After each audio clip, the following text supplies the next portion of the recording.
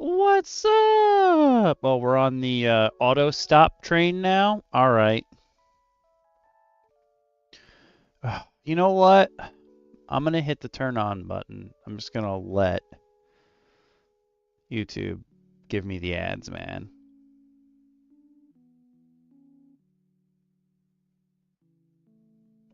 Just so it stops bothering me.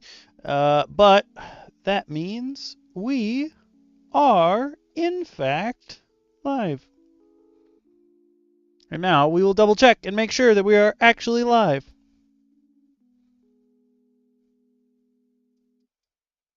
For a second, I spelled articles wrong. Oh, another Jason Statham has a job universe movie. Cool.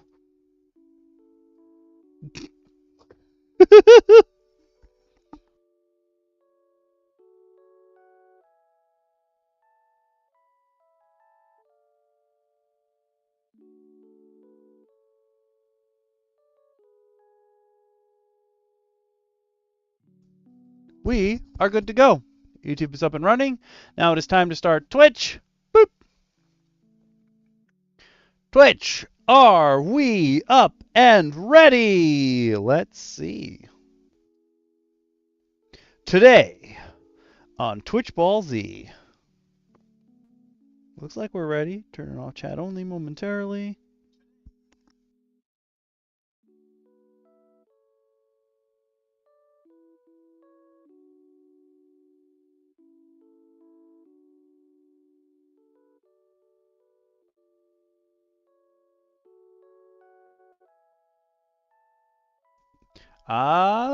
We're good to go. Put this back on chat only. Boop, boop.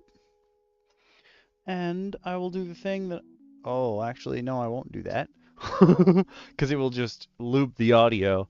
That's not what we want. Nope, nope, nope. That's not what we want. Things to announce / catch up on. I've semi-formalized a multicam setup for recording things at the table that I usually play my big games at.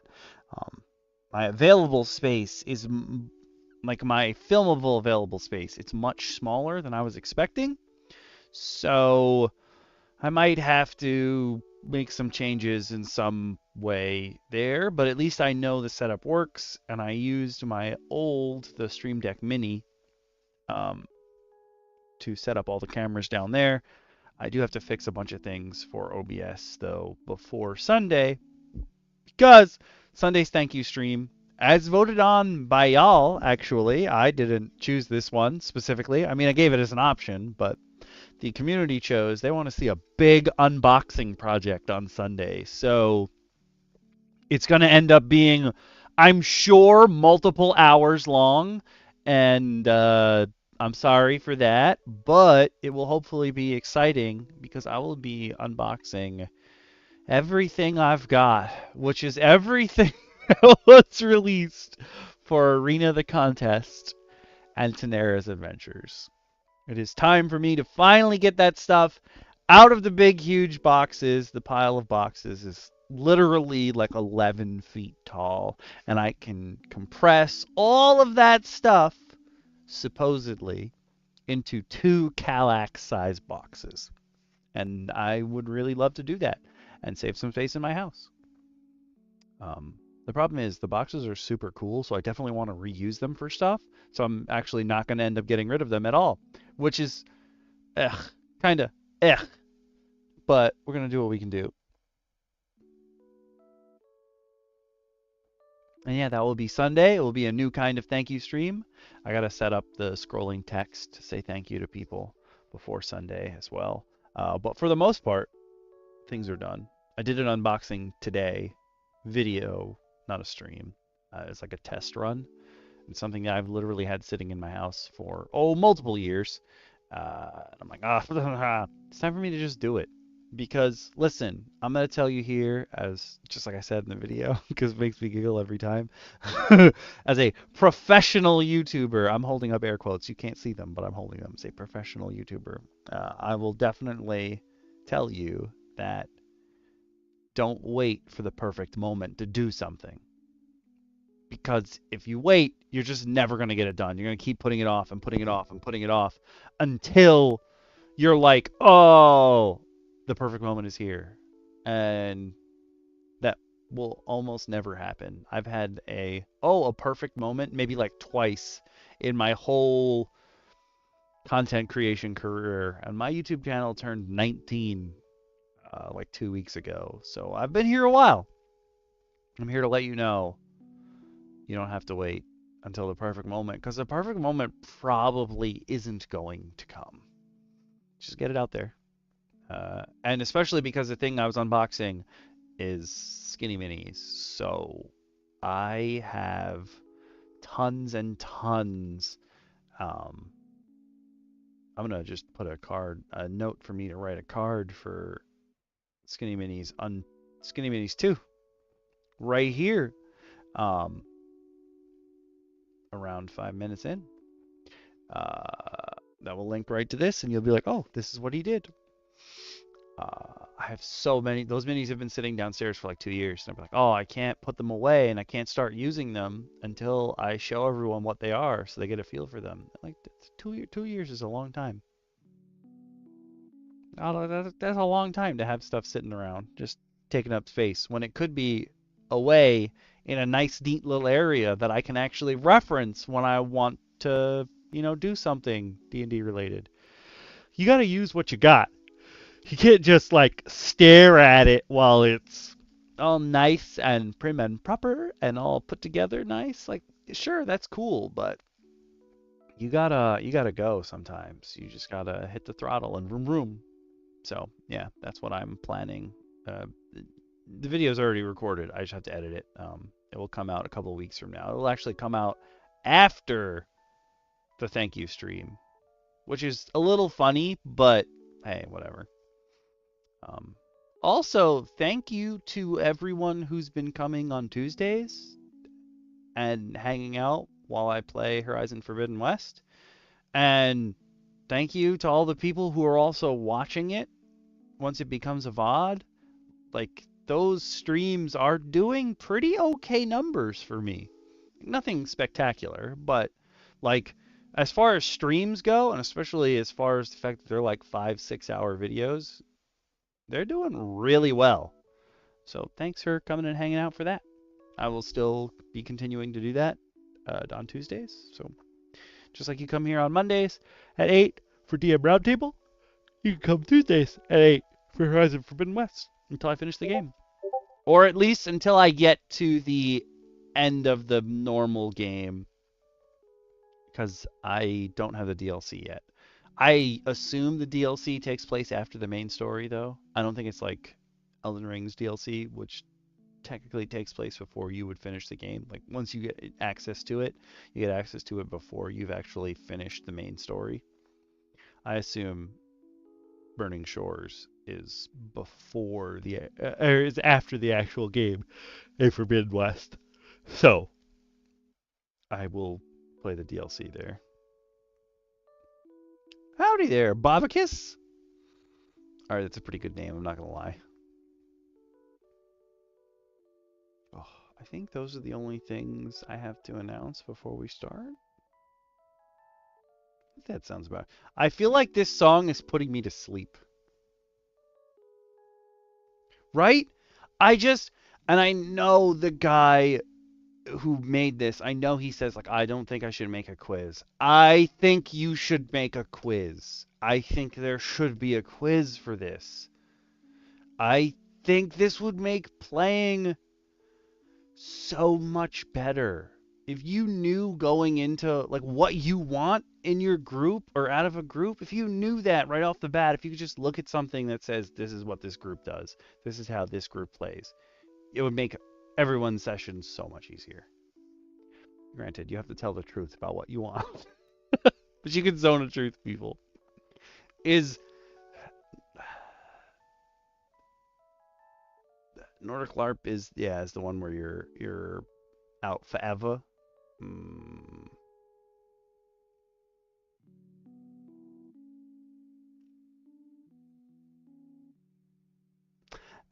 I honestly think it's weird that they're getting funding 'Cause like you gotta send people out there. It's not like you send people to a room when people are playing D&D. They can just watch. You gotta send people there.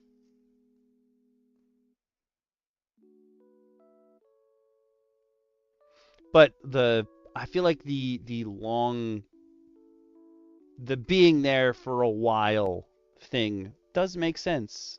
Though I hear that pretty much everyone who participated in the um what is it, the Castle Away D&D weekend just like didn't have fun. They were too stressed. I can also understand that too. Especially if you're like a how do I put this? If you're like a featured name and everyone's expecting really big things from you, I can understand how that would put a huge amount of pressure on you. That sounds like a lot of pressure. Yeah. Yeah. What's up, DM Shin? What's going on? Not much. How's it going, everybody? It seems like people have read this article besides us in clubs, which makes me happy. But I want to talk about this a lot. I have been mentioning this article for literal years. I think that this is fantastic. Oh, have you been talking about your favorite article Uh-huh. that a certain DM we shared gave us? Mm-hmm.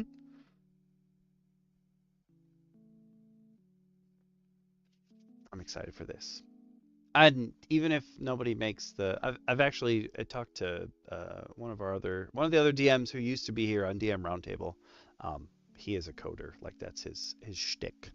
And I was like, yo, can we make an app that just like gives you a printout, like an old Stepmania step chart, just a visual representation of An what old parts you fit step in? mania step chart.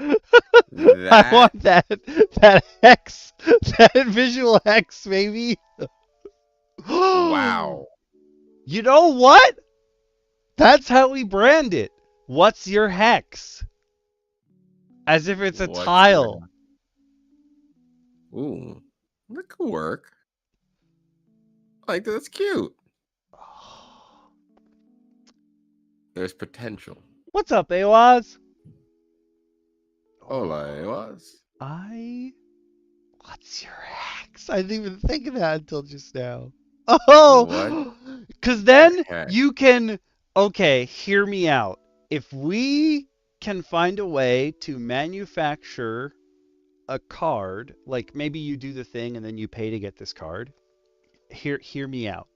If they have like if they're mostly translucent, like the little face area on at least the New York State driver's licenses kind of deal, like Mm-hmm. if the hex area is sort of transparent, you can just lay your cards on top of one another to see if you stack up to make a good group.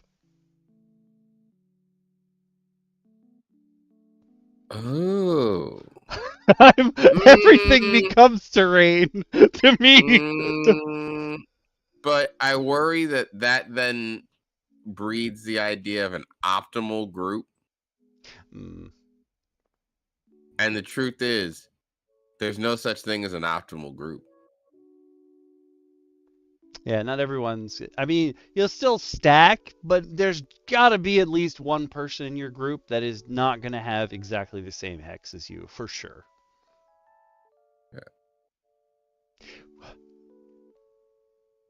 I want them Aw. hex stacking out here.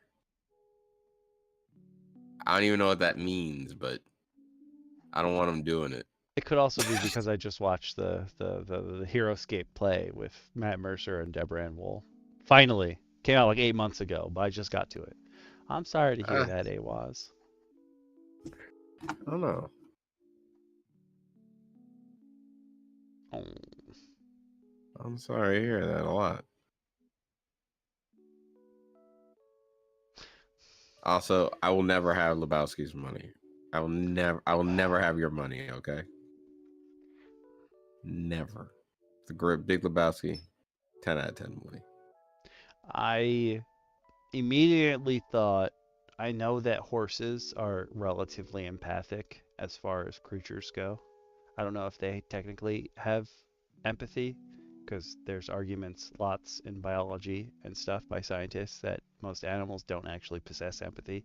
But I've for sure seen horses comfort people who are crying and what have you. And then my brain immediately went to, would you know if you were riding a sad horse? Would that horse just be like, Would you? I, I, I, I don't know.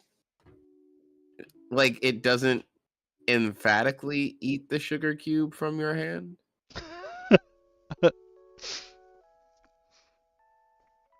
Oddly enough, that research has come up a lot lately, and I don't know why.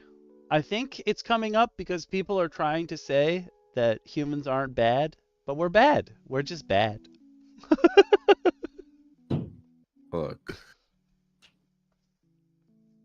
there's a reason it discusses Magneto, okay?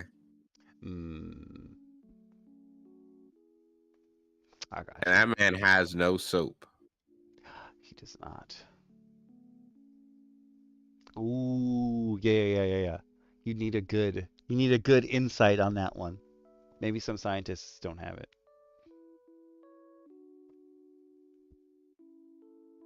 They picked the wrong path. They picked the wrong path at level 3 for their subclass. Terrible researchers. Terrible. Bad, just bad. They made int their dump stat. Also, I'm glad everyone showed up when they did, because I don't know if Babacus, you heard me before. Man, this wake up little seed song from Shoe's Garden was legitimately putting me to sleep. I was like, I wanted a chill song. I didn't want it to be this chill. Too much. When the chill too much. I was like, whoa. What's with all the yawning? Figure we'll give DM Lacara another 2 minutes. Usually when I say that, she shows up. You can't summon DM Lacara using timey-wimey magic all the time. Sometimes it takes a while for the signal to go through to Artardis. We're going to talk about tonight something that I've mentioned so many times before, and like I just want this to be a normal thing, but the 6 cultures of play as described by the retired adventurer. And I also feel like I should be reading more of this dude's blog. It's great, actually. Read a lot of it. I would recommend.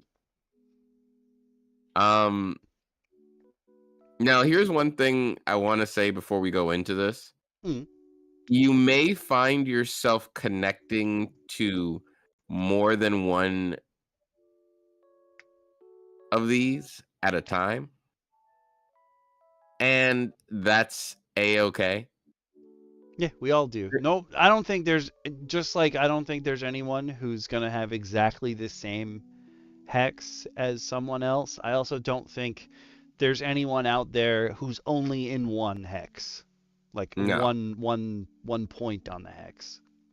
And even if you found yourself in a particular most times, I can guarantee you that there's overlap with others that you might not even realize sometimes.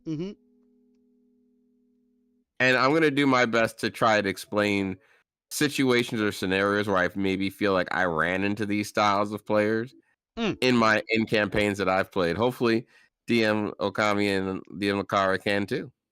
We can share that spoopy insight. Good old stuff. Storytelling. Listen, sometimes you gotta get tongue-tied to get through stuff.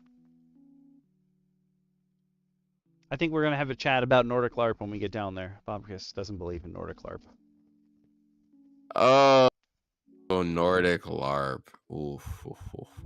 And again, like even the retired adventurer says it during this article, like you can call these whatever you want. This is just what he happens to call them. But the idea is roughly the same.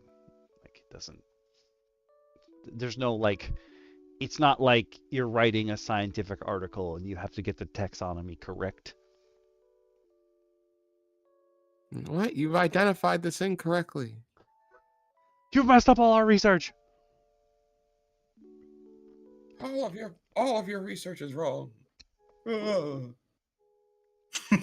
That's just the noise I imagine someone makes when their research gets called Because foul. it is a wizard. It's wizard shit. That's why.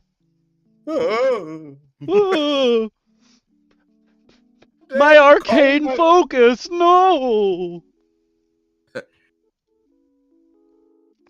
Your research is outdated and your tomes are dusty. Not my dusty tomes. I feel like if someone told me my tomes were dusty, I would fight them. Immediately grab the guano. Oh, it's fireball time, bitch. Right. I hate the fact that you actually know that guano is used in fire. It's the only one that everyone remembers. Why don't you explain that to people who maybe don't know? So, if you are a wizard or a ranger that doesn't use an arcane focus, when you look at a spell, sometimes they'll say that they have a material component, which is the M, the VS, and the M. Verbal is just verbal. You have to say it out loud. S is somatic, which technically involves touch, but what they really mean is that you have to have at least one hand free. So technically, you could just grab somebody's wrists, and if the spell only has a somatic component, they can't do it. Ooh. Interesting. Oh, you've got me there. But then the last one for components is M, which is material, and it'll have in parentheses some item, whatever. Fireball is, I think it's a touch of guano, or there's another option, but we only remember batshit, okay? No one's gonna remember anything other than batshit. And just gameplay wise, as long as that item doesn't say isn't consumed, then you could just keep using it. You just need one. So like, I don't think your guano gets consumed. So as long as you're carrying around that bat shit in your component purse, you're good. It's like, hold on. I need to take out a room full of goblins. Have you noticed any bats around here? Come on! I actually just added a new warlock familiar. I can't think of what he's called. It's not a crawling hand, because that is actually a creature. It is like a spectral claw or something like that. I should probably check the repository. I put it in at like 2 in the morning, but it's some kind of hand. And its special thing is that it can cover your mouth, so you can't cast spells with a verbal component. And I was like, ooh, that's actually really, really obnoxious. just a tiny bit. Just a tiny bit. Stanky. But I think before Wake Up Little Seed puts me to sleep any further, we're going to move on to the 6 cultures of play. 6 culture? No. Like I said before, if you've just tuned in, you may find yourself in a number of these. It's okay. Don't be scared. But also, this is just somebody's opinion. That a lot of us agree on. It's a loose idea. Don't take it as scripture. Oh my god. Like anything we say at the round table, except that WotC is evil. That is scripture. We're not going to bitch about it, but we will say that apparently the bigwigs at Hasbro assumed that Sigil was a video game before it released. And supposedly that's why they really shut it down real fast once it released. They were like, oh, this isn't a video game. Oh. Yeah, they thought they were getting a D&D game to get another one to get in the market because they saw how well Baldur's Gate 3 did. They're like, yes. Oh, video game. Yes. visual, digital, yes. The monies. The monies. So, unfortunately, a ton of people lost their jobs because WotC can't read. Yep.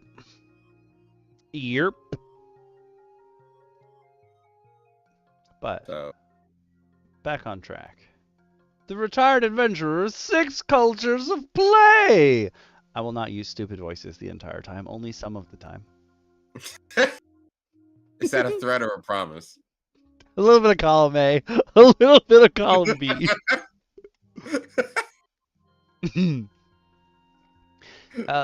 Basically, what DM Shin and I are saying is that, hey, this isn't like a perfectly scienced out, like, hypothesis. I mean, I guess technically there's lots of peer data because there's plenty of people out there playing TTRPGs.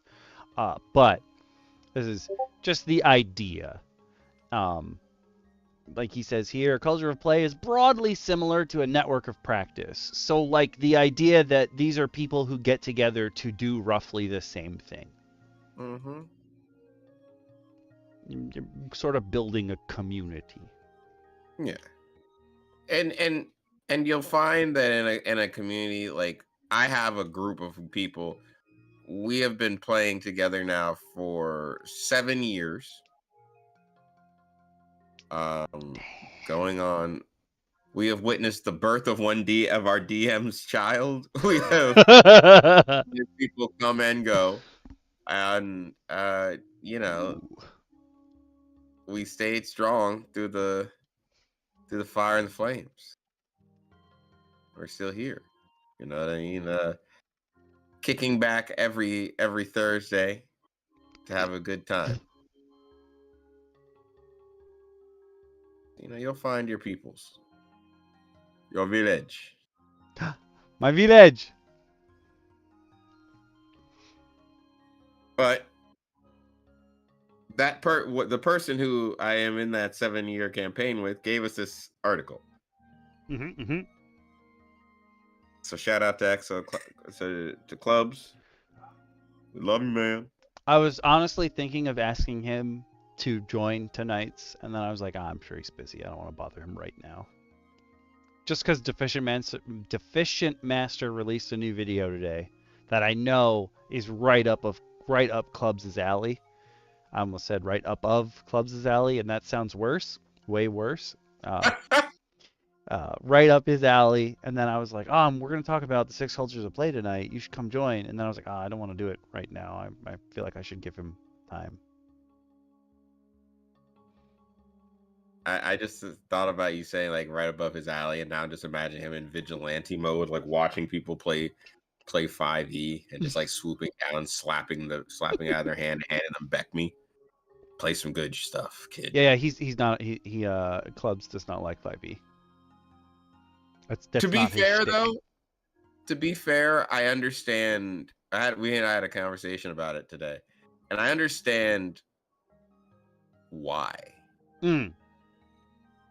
And it is something that, as a DM, not to sidetrack us before we get in, but I'll say this: it is something as a DM.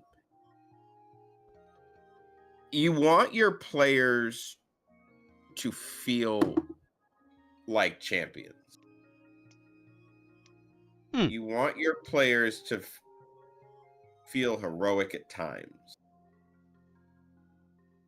But I think your players have to earn heroism, and that it's very difficult sometimes to start people at square one before they even have the fame and the notoriety and anyone even cares who they are, when they're just the guy in the back, stripping them away of like super destinies and stuff like that. Maybe something that can be fleshed out later, but sometimes in 5e there is a lot of push to start your characters off as somebodies. I also feel like, very specifically, most people who are brand new to TTRPGs, especially since I would say 5e is probably the most popular one right now. Mm-hmm. Like, is the one that's around the most.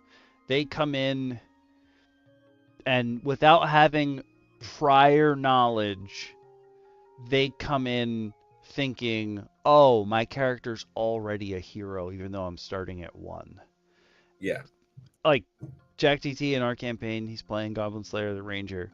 He said in character at one point when people were talking about creatures, whatever, another player was like, "Well, your character, Goblin Slayer's the only one who might know of what this creature is. Like, do you have any idea?" And he was like, "Oh, I fought one when I was a kid," and like 3 of my players immediately broke out of character, and they're like, "You'd be dead. There's no way. Maybe you were around, but you definitely did not fight said creature." Yeah, it's like, hey, fact check here. You can't do that as a child. Yeah. Like, there's a very big misunderstanding, I think, for people, in that level 0 is what you are before your campaign starts. Yeah. You got at max 4 health. You ain't doing nothing. You are not a person. Even a dagger has the potential to kill you. Yeah. Yeah, a goblin could sneeze and murder you. Yeah. So, no, I'm sorry. Ifgor the barbarian, the half elf or the half orc barbarian is not murdering anyone. It's just not. It didn't happen. You didn't fight the Shadow King. You were not a part of the grand resistance that sealed the ancient witch. You're level 1. That comes with level 1. And I also feel like if you've never played TTRPG before, you come in, first of all, like, backstory notwithstanding, the point of the game is to become heroes together. Like, that's the point. Like, you're not supposed to be the hero yourself already. If that makes sense. Like, maybe if you guys are starting at like level 12 or something like that, you could have been a hero on your own. Maybe even 5, like a small town hero kind of deal. But for the most part, when you're starting at the lower levels, you haven't your legend hasn't been written yet. You're about to write it.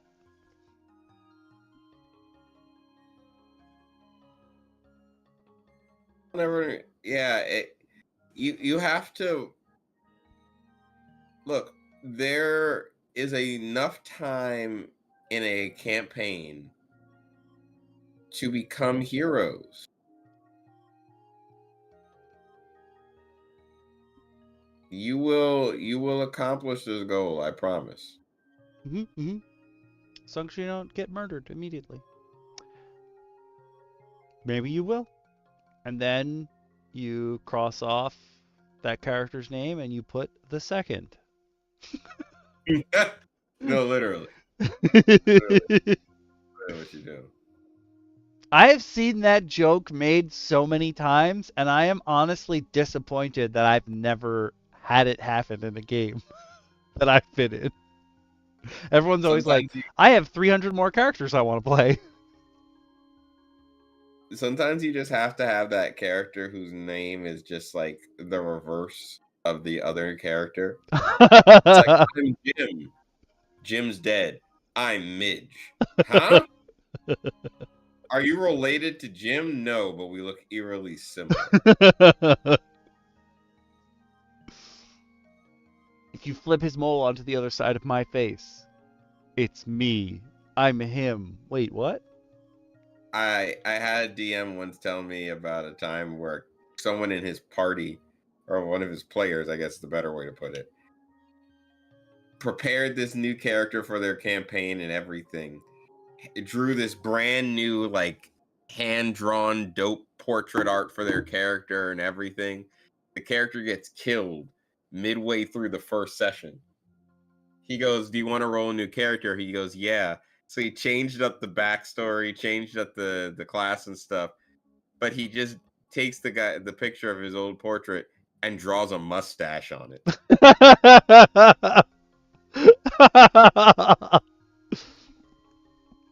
And he goes, "This is his older brother. He's a blah blah blah here for revenge." Sibling. You put the mustache on it. Ah. I'm just like, that is kind of low key genius. Like, that's I would accept that level of play at my table. Like, I want it to happen at some point. So, how you want to start it? I was thinking we should at least, like, there's lots and lots of words within each of these. Oh, I never gave it to you guys on Twitch. My bad. If you're on YouTube, you can open the description, click the link. If you're on Twitch, boop, I'm going to throw it in here. I'm going to throw it in the DM chat. And then I'm going to throw it on the ground.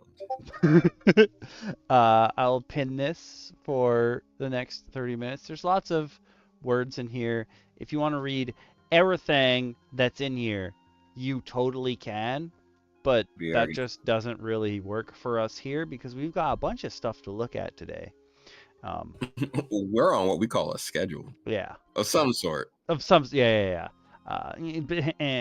So the idea, we'll just give you like the basic gist of each of them. So the first one is classic play. And this sort of idea is that you're playing the game with the idea that the DM gives a challenge to the players. The players surmount that challenge. Now the DM attempts to rewards them, but also attempts to surmount whatever they've done. And then the players have to surmount whatever the DM did to surmount whatever they did, and so on and so forth. It becomes a very, very odd cycle of play. But the idea is that you are emulating the original way Gary Gygax and his friends played the very first prototype of D&D, of which many characters that were iconic in the original, the original Red Box, were modeled after. A lot of his friends. Ooh. So it is definitely an interesting way.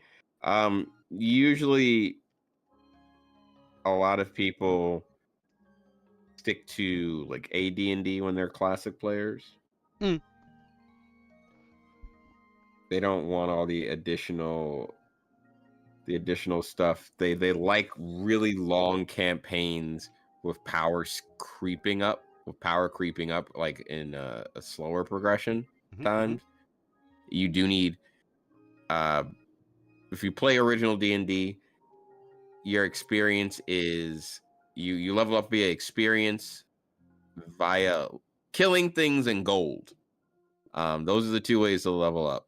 The more gold you find, you split as a party, and then eventually turn that gold into experience, treasure, so on and so forth. So it's definitely a very different system. Also, hello, DM Lacara. Yeah, hello. Hi. Welcome. How you feeling? Thank you. Good. How are you guys? Pretty okay. Ready for another roundtable episode? I am floored by the fact that this is so long. Oh, okay. It's actually not that long. The comments start early. Okay. Yeah, we decided we're not going to read everything. Like, yeah, autonym and shibboleth. I'm like, wow. Did somebody do a PhD in like comparative sociology of role-playing games? Maybe. He is retired. He's got a lot of time on his hands. Yeah.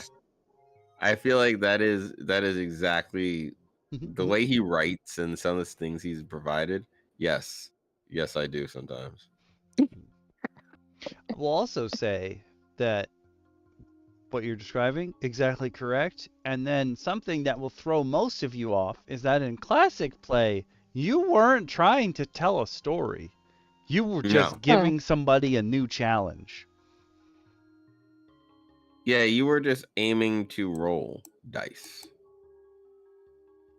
So in a way, really, the kind of video game ROLL play that WotC is driving us back towards is actually taking it back to its roots. In a weird way, yes. Except I'd say the only catch would be WotC would have to be able to kill everyone at level 1 on the first encounter. One really big catch in classic play is you don't want to fight. Fighting is really and truly a fail safe in classic D&D. Like combat is a fail state because there's a lot of ways to circumnavigate combat and you have way less health, all things considered. Yeah. I'm gonna need more of an explanation here. Because if combat is the last resort, but the point is also not to tell a story, what the hell are you? What is this? Like people dressing up in costumes to have debate club? So it's kind of like creative puzzle solving. Yeah, like you're just giving them some challenge. It doesn't necessarily have to be combat. Yeah, the challenge could be solved with combat. So if I say there's guards guarding the amulet of Ishtar that I need these adventurers to go gather for me. Mm-hmm. They could fight the guard. They could create a diversion, but however, their only goal is to retrieve the amulet. How they retrieve it is kind of like the sandbox solution, which is what it really was catered to. You didn't have a skill or like a role per se all the time that like assisted you in doing it. Yeah. It was the onus was really on the player to think outside the box and say, hey, my character, he's really good at taming dogs. Are there any dogs in this room?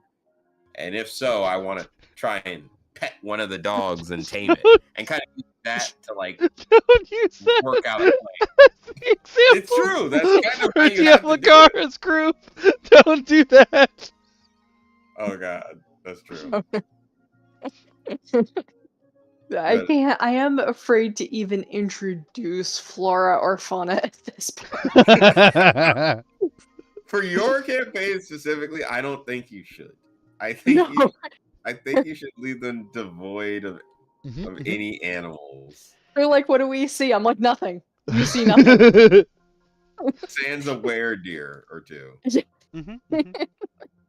Yeah, like the older games, I know DCC uses the term funnel for when you start a campaign because you're literally like throwing in 30 characters to see who lives. And chances are it will be a much smaller number than 30. And that's kind of how the original games were too. It's why you had to draw the mustache on your character or put the second or junior on your sheet. I really want to try this guy. Damn it, died. I don't think that was a good enough try. Damn it, died. Well, and that's the thing. The last big chunk about classic D&D and classic play in D&D is that your character hitting level 10 was like a monumental feat.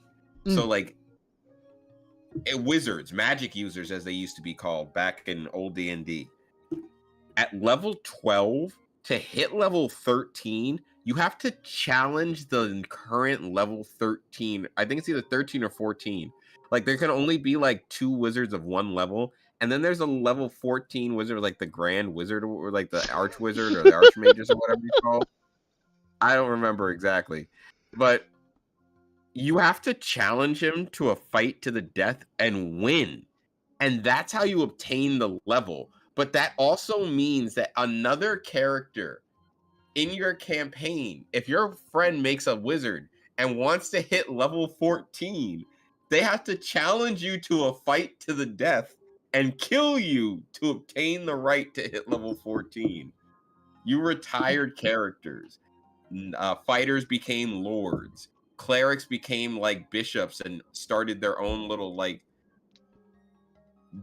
little kingdom somewhere where they could essentially create paladins. Like you retired characters. Thieves started their own thieves guilds, and you could hire people.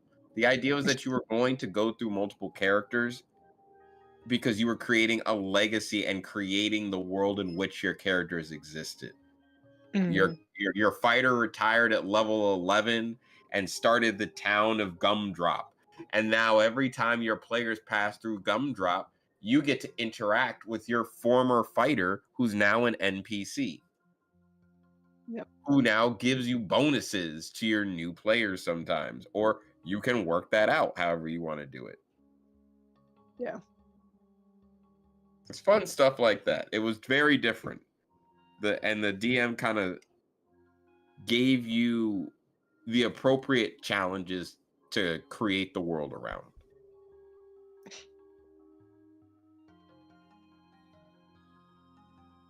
The classic's fun. Even the idea that they were giving out like specific scenarios and stuff for you to work on, that wasn't there at the beginning. That wasn't there when you when people were still drawing 1E beholders. God, it's so beautiful. 1E beholders. God. No one should ever witness that. Absolutely. Gorgeous. So gorgeous. I brought this up because it came up the other day. I was looking at supplements, and this guy was like, hey, I've made all these monster classes that you can play. Like, you can play as this monster. And the way that he talked about it was that he just invented this. But that's been around for a while. It used to be that's how all the creatures you played were. It was just, that was that creature. I'm playing that creature. It has its own level up schedule. It can only go to a certain level. Before it was more, I don't know, streamlined, I guess, where everyone is sort of on the same trajectory, at least level-wise. Some classes obviously took more investment than others, but those were usually the classes with more power behind them. Like wizards took more experience than thieves, but thieves got to higher and higher levels. But thieves were also paper thin, because the idea of a thief is you have a short life that you're constantly risking. Hate to break it to you. They're not guaranteeing your survival as a thief. But that is classic play in general. Just challenge. Challenge given, challenge passed. Challenge given, challenge passed. Now we come to trad or traditional, which I feel like most people think that this is more how D&D is supposed to be, especially these days, the stuff like Critical Role. Where like, oh, there's a storyline we're going to go through. We have this whole thing worked out, and we're going to try to hit as many spots on the path as we can. Are you calling it trad? All I can think of is a bunch of like Iowan housewives sitting around in a circle, like a sanitized version of D&D. Is this what the kids are doing these days? Yeah. My sister just discovered that Tom Hanks was in a movie during the height of the Satanic Panic, where he plays D&D and it takes over his mind and he starts thinking it's real life. She's like, he was in a movie about D&D, and I was like, okay, we can say it's about D&D, but it's not really D&D. It's like adjacent. But Yeah. trad is where people like us come in, where you're role playing ROLE and not role playing ROLL. Yeah. Good stuff. I don't mind, like we said a bunch, you're not gonna hit just one line. Like you're not gonna fit into just one culture. Like the idea of having challenges makes total sense, and you can fit those into trad super easily too. And generally speaking, if you didn't put any kind of challenge into traditional, it wouldn't be fun. Yeah. Yeah. You can't, like, getting to that level of I'm a hero doesn't make sense if you've steamrolled everything that came before you. Yeah. Or if you just talked everything into doing what you want. Okay, Oh, Naruto. What? In Naruto, he has like all these famous jutsu that he's learned and perfected over the years, but the joke is that his number one jutsu is talk no jutsu, his greatest technique, because he can talk anyone into becoming a good guy. He's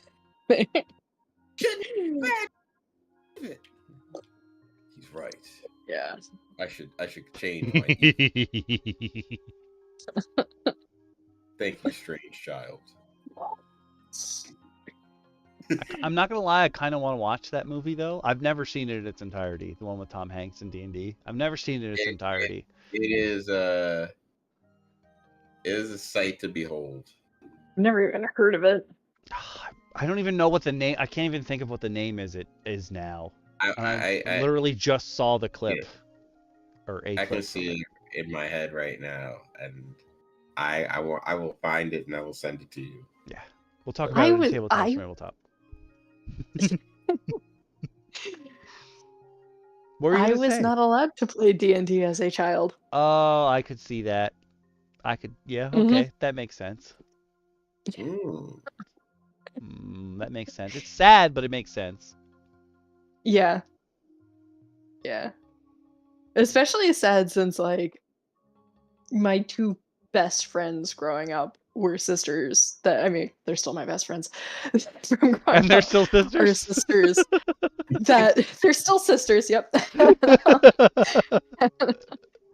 And like their entire lives growing up, well, one sister more than the other, was D&D.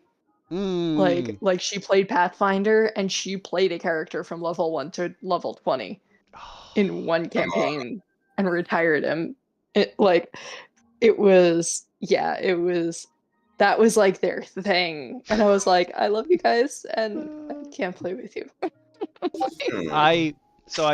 We did other stuff.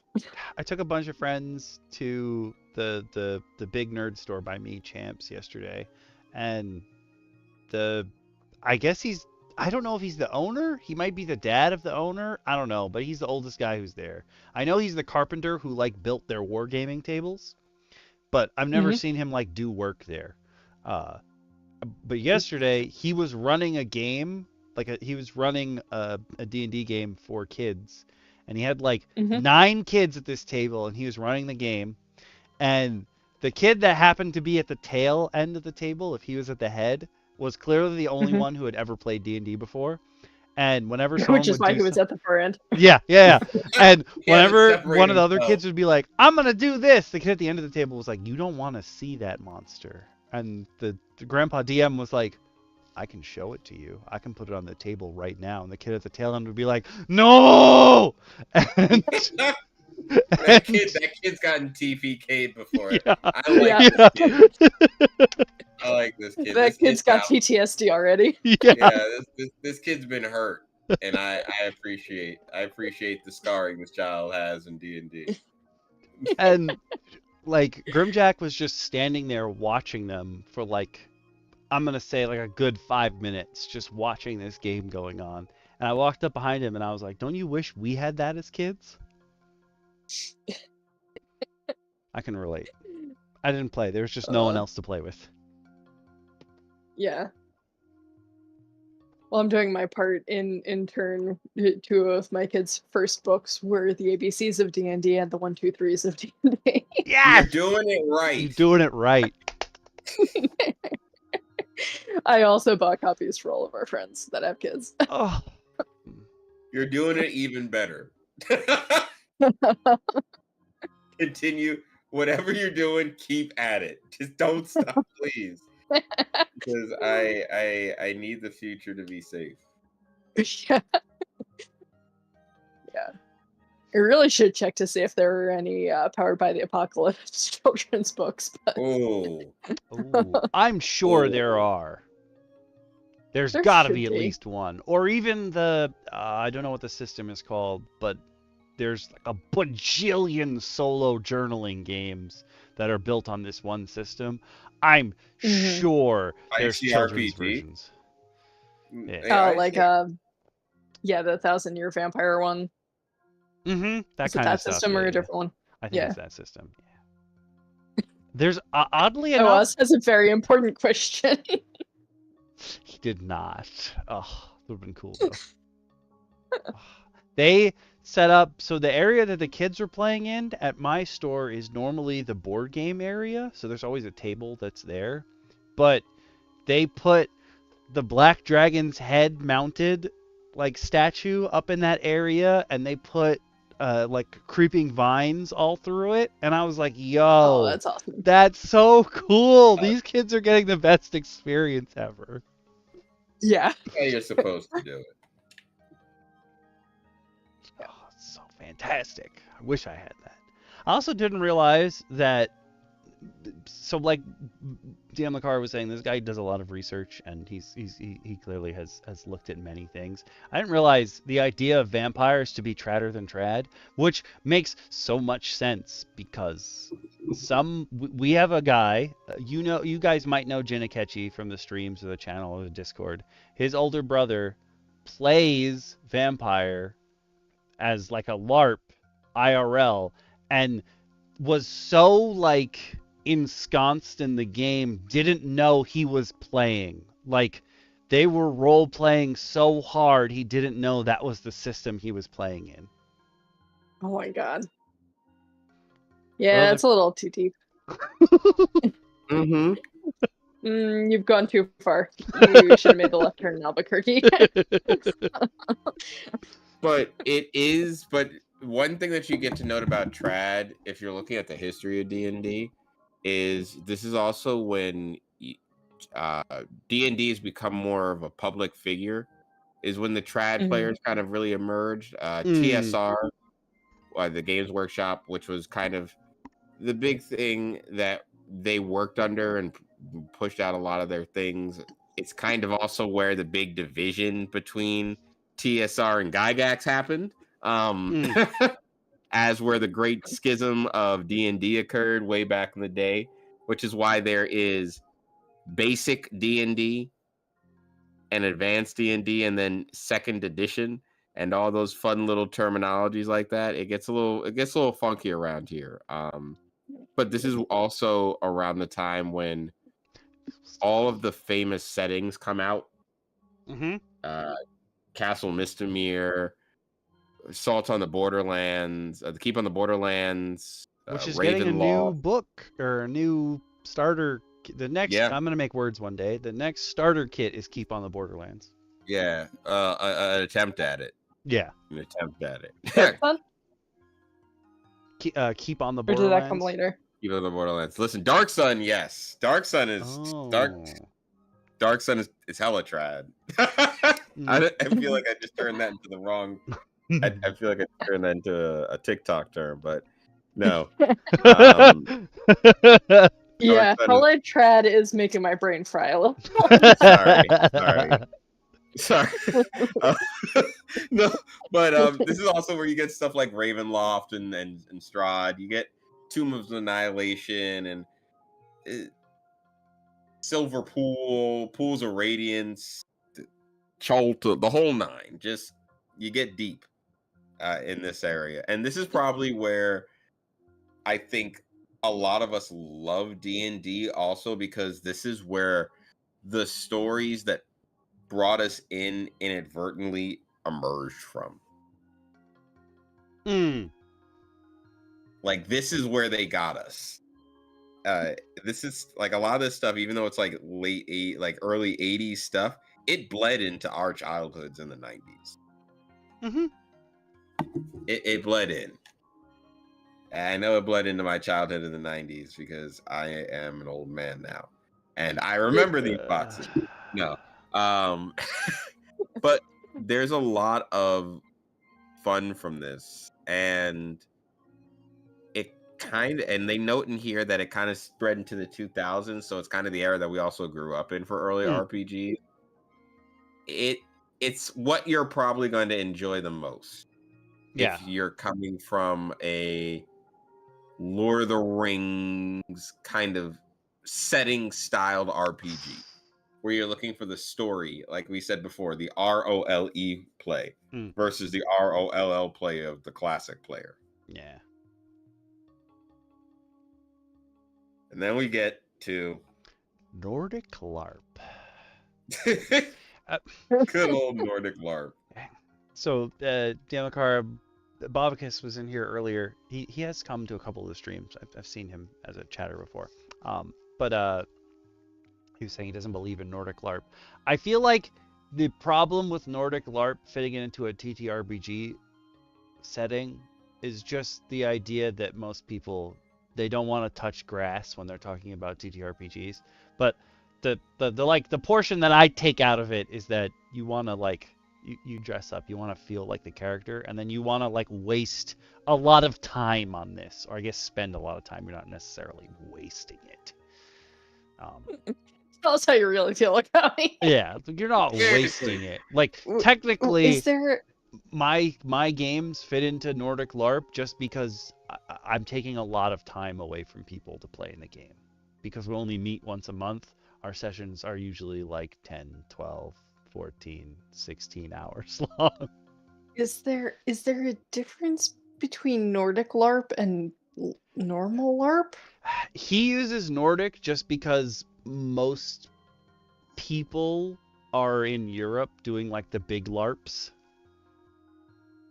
They're wide open field, hey, we found this old castle nobody uses. I've been to LARP events against my will. I was gonna say, that sounds like fun.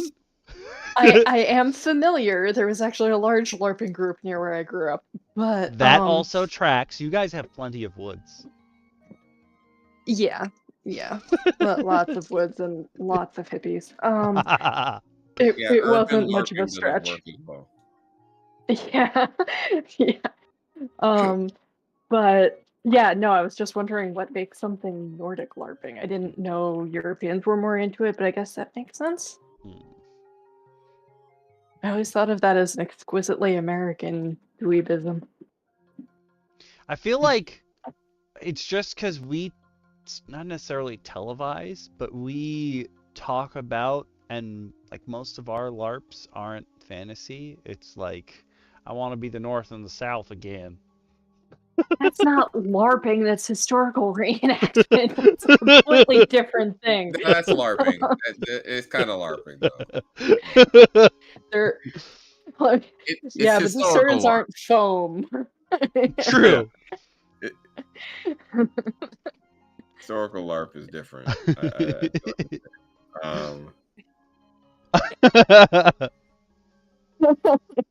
I love that we just now compared historical reenactment to LARP. Yeah, that hurts. That hurts my soul.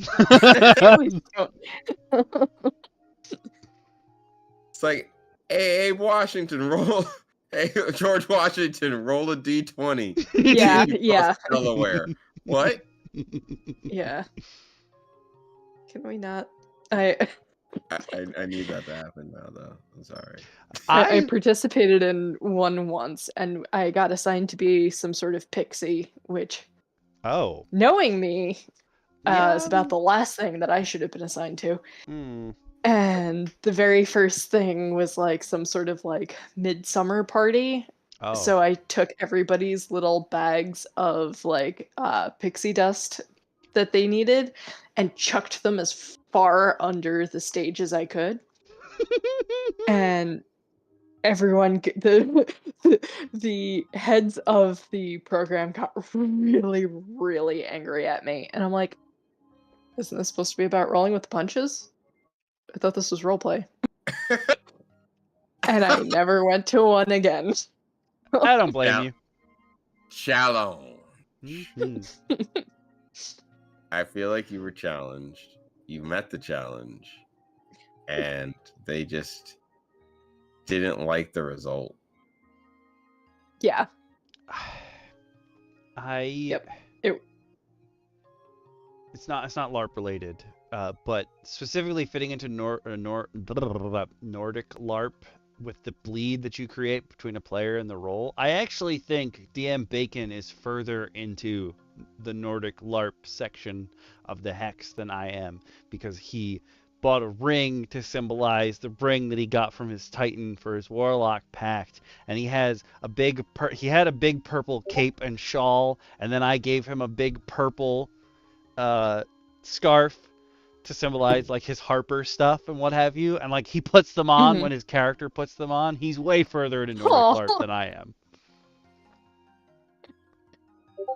That's great.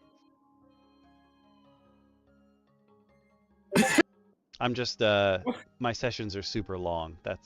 And I'll try to make you feel like your character. That's about it. Oh, sorry, Awa. I feel like that's more like thoughtful gift giving than like LARPing. True. I'm trying to draw what my hex would look like, and I'm finding it's incredibly difficult to draw it as if the lines are already connected, so I'm not gonna do that now. I'm gonna get. Oh, you still owe me a drawing for the red bubble. It's true. I drew him. He's on one of my note sheets, and I just never sent it over. Literally, photo. there's a little area to make a check mark that says draw one of your imps, and he's drawn and the check is done because that was the task I gave myself, not to send it, to draw him. Okay, right now, put on that list, send your imp. I love props. Great. But yeah, that's yep. I will do that momentarily. Roundtable silliness. Did my send imp. Now I have a new check mark. And then the fourth culture is story games. But technically any of these are story games, you know?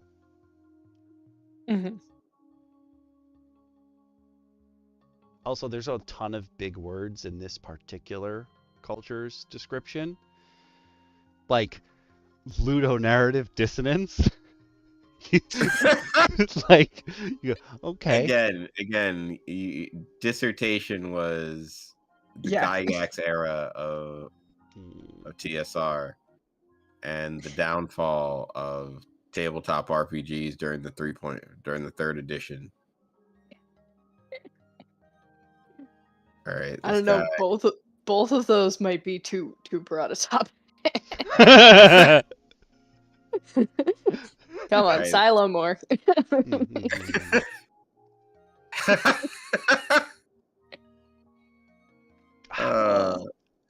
I feel like game has a strong consonance between the desires of the people playing it, the roles themselves, and the dynamic of those things interacting. Okay. Yeah, no. This is Blogspot. I feel like I'm very high on story games, because like Grimjack was complaining yesterday. He was like, I want to take all these feats, but you won't let me because no one will teach them to me. I can't just spontaneously learn them. And I'm like, oh yeah. Yeah. Would you be able to do that if your character was alive now, like in this world, I want to know where Grimbo has saved up the ability to do the Matrix thing and just download Kung Fu. Yeah. If that makes me a story game DM, then so be it. Because I do believe that there needs to be purpose and passage of time for things to occur at times. That's not to say that I may not sometimes maneuver the passage of time to some extent. You at least countenance the fact that time is passing and this thing is being learned. Yeah. But if I say it takes 2 weeks and I say that 3 days have passed in a session, well, guess what?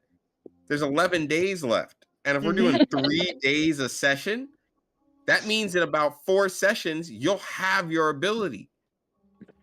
What a crazed idea that you're not instantly getting it because you said, I want this.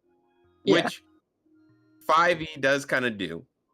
Like, I kind of like the idea of not letting my players get feats at level ups.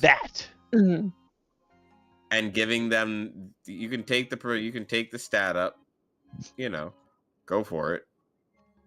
Because stat ups to me at this point are just numerical bonuses to do better. Yeah. And you figure, especially if your character, most people, for the most part, unless they take con as their dump stat, most people, which is just a bad idea. Never take con as your dump stat. People, dexterity is funny as a dump stat. Wisdom is funny as a dump stat. Con, everyone will hate you. You could be a dumb character. Go with in. Oh yeah. Like my husband always picks Wiz as his dump stat, no matter what he's playing. Wiz is his dump stat. I like picking charisma, so my character is just socially awkward. Ooh. Oh my god! In our first campaign, he role played like a character with high charisma, but charisma was one of his dump stats. I think that was his 0 mod. He took the standard beginner setup. And so he would constantly be going and trying to talk to people, but then would roll and it would be terrible every time. Why does he keep going for it? I think he's got the highest. Someone check his stats.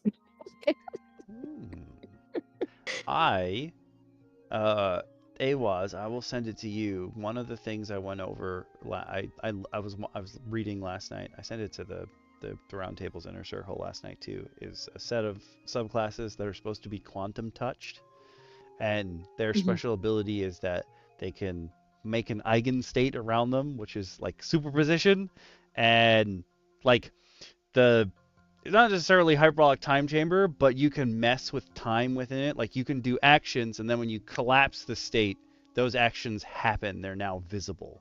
So if you wanted to, you could spend 2 or 3 turns picking a lock or setting a trap, and people would see you both doing that and not doing that, but then when you collapse the state, it happens. It's now visible. And I was like, that could be some fun story game traditional type stuff. Good. I also love that because you could pick which things actually happened and which didn't. So you could confuse people or make the bad guy worry that something was going to happen, but you actually pick one of the other actions. I also approve that they used physics decently in a fantasy setting. They knew what they were talking about. Oh, look at these smart people. And then one of the things is something that Grimjack specifically has been trying to come up with, because there's some ability he saw that was I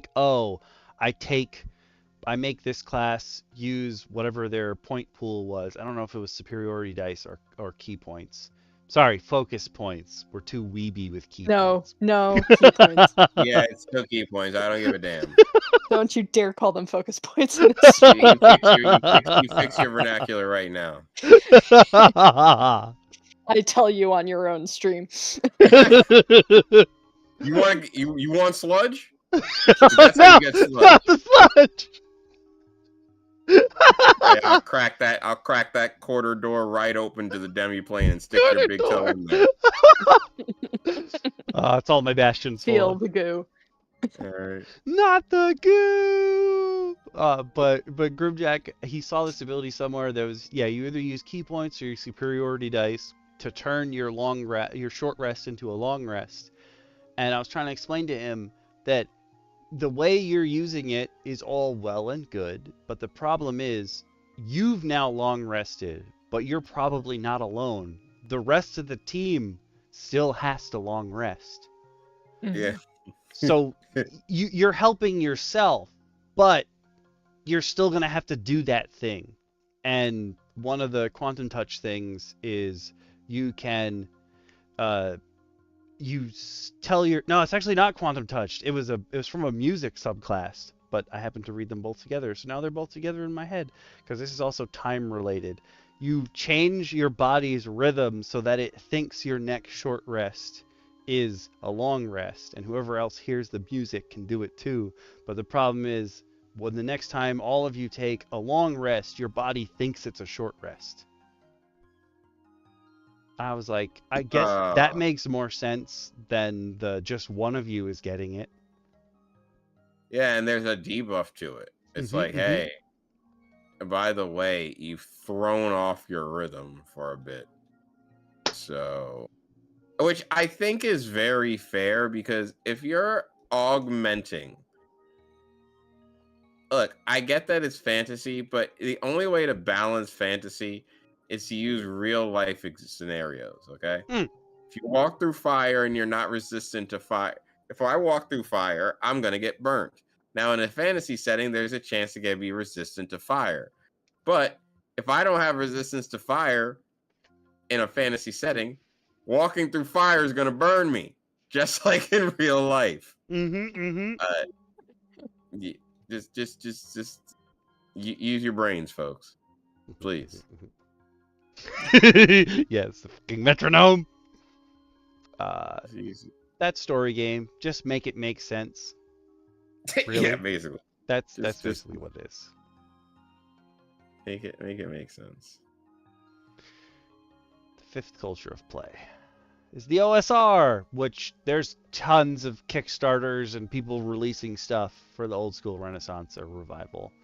And it's not technically classic play, though it does like take a lot from what classic play was, but it adds in some other stuff in there.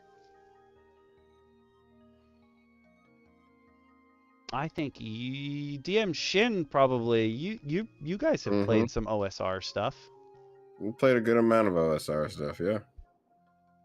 Yeah, it is interesting to play. It really is challenge. I think fail state combat really shines here. Because there's a lot of ways to tackle challenges. But you do get to build the world. It's much more sandbox, is a good way to put it. Whereas you might have a world map, but what's in the world map is still undetermined. Speaking so of getting superposition. to, getting from the starting town to the town where bandits are attacking, you might trigger a whole bunch of things that then affect what even happens in the town up ahead. But it's really a matter of your players' interactions with the world around them and how well you as a player can think outside the box to tackle what's in front of you without it being written out. So it really puts a lot of emphasis on, hey, I in real life could tie a string between two rocks and make a tripwire. Can I make a tripwire? Go for it. And you make a tripwire, I feel like it's, whereas regular classic play would be like, I'm telling you, like you said before, like I'm telling you to go get something from this guy. And like your players may have a general idea. I feel like OSR gives the players even more agency to suggest something, and that's what they want. Like that's what the system wants out of you, to think. You're determining the confines of the box you're playing in. But OSR, whereas Classic would be like, oh, I have like 5 things, I think I'm going to use something related to those 5 things. OSR maybe is more along the lines of like, oh, I can do anything here, let me define my box rules this way. Yeah. Yeah. It wants you to really, it wants you to eliminate the idea of needing the box. Like, hey, the sky's the limit, but what's your limit as a person? Not the more modern roll your dice to see if your character is as stupid as you are. Which is one of my favorite DM shirts ever. It's good. It's good. It's good. Definitely makes a lot more. It makes that hurt a lot more too. Oh, that's good. But yeah, it is. I definitely think that everyone can fall into various forms of these cultures of play. And honestly, sometimes it helps you, as you made the joke that you and DM Bacon always have about creating something that helps people find theirs in the hex. It is good to know that you're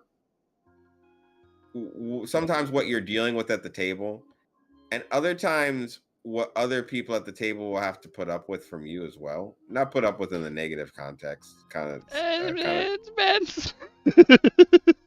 Sometimes, yes.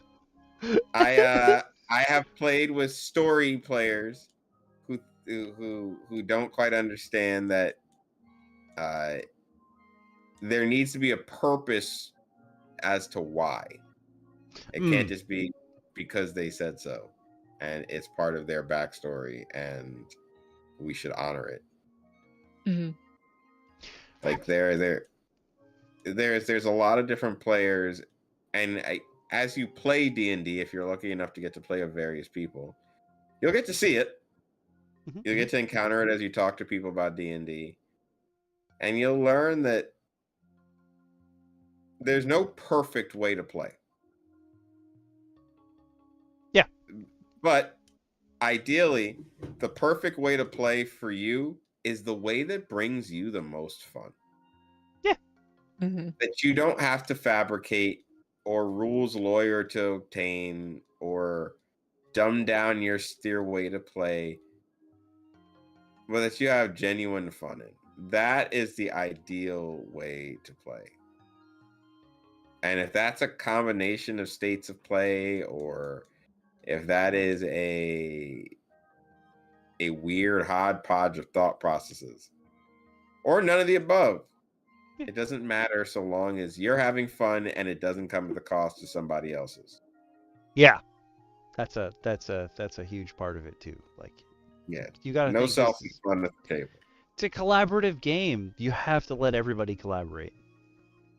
Yeah. Yeah, that's the only time your idea is wrong. When you've completely restricted somebody else's. So that was 5 out of 6. The 5th one is kind of like, even though it's old school Renaissance, we can consider it like neo-classic. So the 6th one is neo-trad, which I feel like there's a lot of people thinking of, like, this is where we are now, for the most part. Where you're telling a story, but like you only have the beats. Where your players go and what they do is up to them. Mm-hmm. I think the three of us probably as DMs fall into. We're pretty high. Like this is pretty high on our hex. Yeah. Yeah, I would say so. Yeah.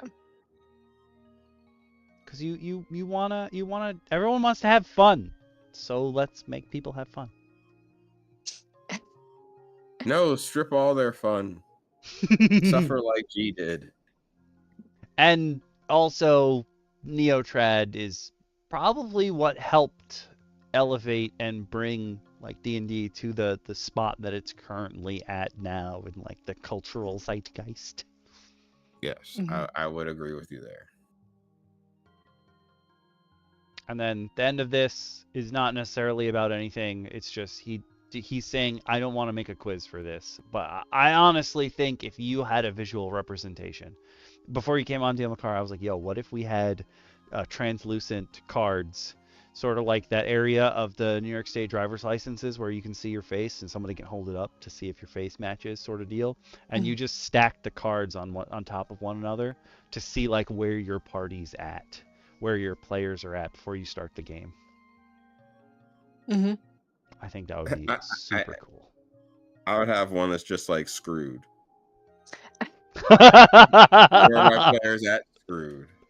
Have you guys ever played Gloom? Yes. No. Oh, it is one of my favorite card games of all time, and it has cards similar to that. Oh. Gloom is an amazing card game where you have a family of characters and you are trying to kill them off, but only after putting them through like the worst series of unfortunate events possible. Oh my god. And you layer the cards on top of each other and they have different debuffs on them until you finally kill them, and they're see-through except for the parts with the points on them, and that's how you play it. Oh, that's cool. I would like to play that game. It's brilliant. It is such a fantastically You have to play with people ridiculous though who are game. going to be willing to just like laugh at the irony of the game. Oh yeah. You have Like, to it's play not with a people game with for gallows people humor. who are like who are going to be offended by the content matter. Yeah. It is not soft-hearted or for the faint of heart either. One of my favorite games of all time. I haven't gotten to play it in forever. That is a great game. 10 out of 10. Yep. Dang, I gotta look into more games. I had a long talk about games yesterday with Jin's friend. He's apparently really into board and card games.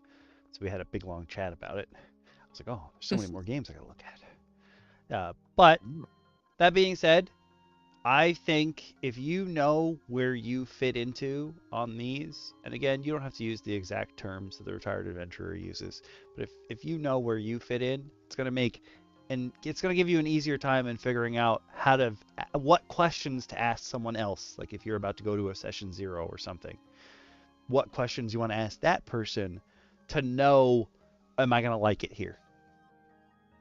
And also, please, I'm begging you, if you've never played a TTRPG before, don't go into your first game assuming that session 1, your group will be exactly like whatever team you happen to watch actual plays of. That is not how it's going to happen. Yeah. In fact, I would say if you've never played a TTRPG and you want to know how to play a TTRPG, don't. Read the PHB. Do not watch anyone play D&D because it will give you a false idea of what a table looks like. It takes ages. Sometimes it doesn't even happen without some real struggle at the table before you will have the banter, the silly stories, and the madness. But I guarantee you, as a GM, I will continue to openly support every bit of silly banter, wild tangent, maddening thought process, and silly walk your character wants to undertake. Because if that's a part of your character's growth, I'm here to support it and nestle that little egg. So you'll find it. You will. And that's really what it's there for. Mm-hmm. Yeah. I'm with you both on that one for sure. Okay, so we're going to transition to our second article. I just needed something to put in short because the third article is a fun, maybe community activity, depending on how much we can trust you guys not to say nasty shit, but I just needed. We're looking at you, Awaz. Yeah. Basically. When Fizz comes Okami in, I'm needs gonna these stare not to right be at flagged. him. Yeah. Please don't demonetize me, YouTube. I don't make enough money as it is.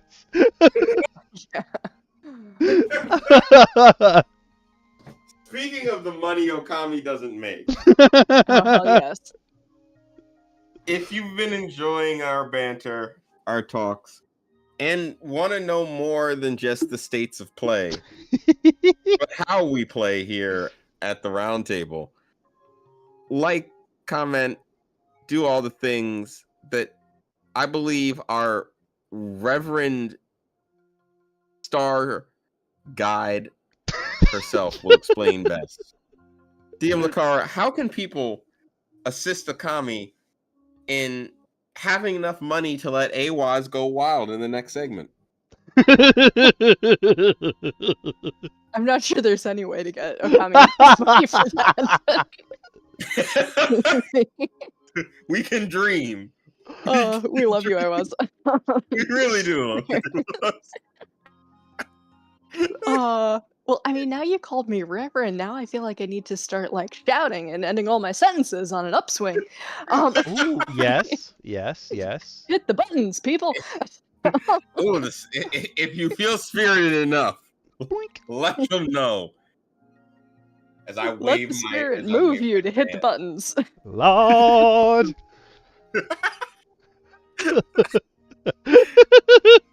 Oh man, the wheels fell off tonight. Hit the buttons if you have money. Hit the buttons that give Okami money. Patreon, YouTube, Twitch, all the things that give him money. You can do it for literally dirt. Up to more meaningful amounts. He even has a free tier on his Patreon, which I don't recommend, but it's there if you don't actually have money. That's true. It helps us show people that they should subscribe, though. Yes, that's true. And you will know when I post something. Yep. If you have money, hit the buttons that give him money. If you don't have money, there's the free Patreon tier. There's the like, subscribe, and all of those other good buttons. And share us with your friends, people who you think could use the laugh, or that you want to suck into the demi-plane of sludge. You know, whatever. Yes. And if you want even more reason to join on the Patreon end, just last week was the 1-year anniversary of the Roundtable, so we've got gifts that exist. We handed out our first homebrews. Oh my god! You can collect a series of devious runes to add to your play. Find yourself on an adventure in a dreamlike place, or mix up some herbology with a brand new class. All available at the Patreon side of things for the Roundtable for one Okami here. So please follow DM Lacara's ever so guiding wisdom and hit buttons in places that give currency. And if you want to spend currency, check out the Redbubble, where tons of ideas and designs curated by DM Lacara here have gone up for sale. You can pick up some cool little knickknacks. Soon Okami, as soon as he sends me his imp. That's true. We're gonna get more artwork. I have it. I found it. I know where it is. I realized I was trying to bring up the Patreon post, and I realized that if I'm logged in and I go to look at my page, I can't open any of the posts. And I didn't realize that until I got there, and I'm just staring at the screen like, what do you mean only I What can happened? see that I've made a post? No, that's not how this works. Not you arguing with it. That's no. Give me the email. Where's You can AOL? clearly see my mouse moving like, I can't, huh? Visible confusion. Help us stop the visible confusion in Okami's face, folks. Please. More reasons to subscribe and for donate money. Yeah. Help us help Okami. Please help us Thank help you. Okami. I got the I forgot what the stones are called in Elden Ring, but they play a voice line when you throw them on the floor. Thank you. I know exactly what you're talking about. I cannot think of what they're called. But yeah, we're gonna move on to a story about the Hydra. And this music is now a little iffy. We need some more threatening music, you know, because the Hydra is a big threatening creature. I mean, it depends. Could be a baby depends Hydra, on- I guess. Well, I was gonna say it depends on where in relation to the Hydra you are. Ooh, Because also true. if the Hydra is in my immediate vicinity, well, yeah, the Hydra is a problem. But if the Hydra is the next town over, well, that really sucks for the next town over. Just a bit. Just a bit. So if you're on YouTube, you can open the video description, click the link. If you're on Twitch, I'm going to throw this in and share it. I'm going to pin it, not share it. I mean, I did actually, in fact, share it. Yes. I'm going to make words one day. My brain won't be shot one day. Today's probably not that day, but one day. Steamforged Games, though, makes tons of stuff. They make Epic Encounters, which is a box with a whole encounter. It's got a little book. It's got all the minis you need. It's got maps. I don't actually know if they have a Hydra encounter, but they started a series called Creature Chronicles, where they just talk about some monster. And the first one that they did was the Hydra. And this is basically just like a little bit of retrospective on Hydras in general, in both like fantasy and mythology. So I thought it was pretty cool. I didn't save all of the Creature Chronicles, and I don't know if that, like, there's huge gaps in my bookmarks. I don't know if that's just because I didn't get emails about them or if I didn't like them at the time. But number one is here, and it is the Hydra. Hey, you got to And start somewhere. yeah, you got to start somewhere. And like, one thing that just really struck me about this article in particular is that, like, before they start, they're like, yo, I just want to tell you something that I found interesting. The term bestiary, which is usually what like monster manuals and stuff are called when it's not called a monster manual, but like the I keep seeing ads for the Battle Zoo bestiaries, and I have a bunch of bestiaries from, I want to say Kobold Press, but I could be wrong. If I'm wrong, you can let me know. I know you will let me know. I don't need to say you can let me know. I know you will. But it comes from the Latin phrase bestiarium vocabulum, like a compendium of beasts. And I was thinking about your books from your class, and I was like, what if there's another subclass in researcher that's just all about animal handling? I mean, Like a magic Steve Irwin. Yes!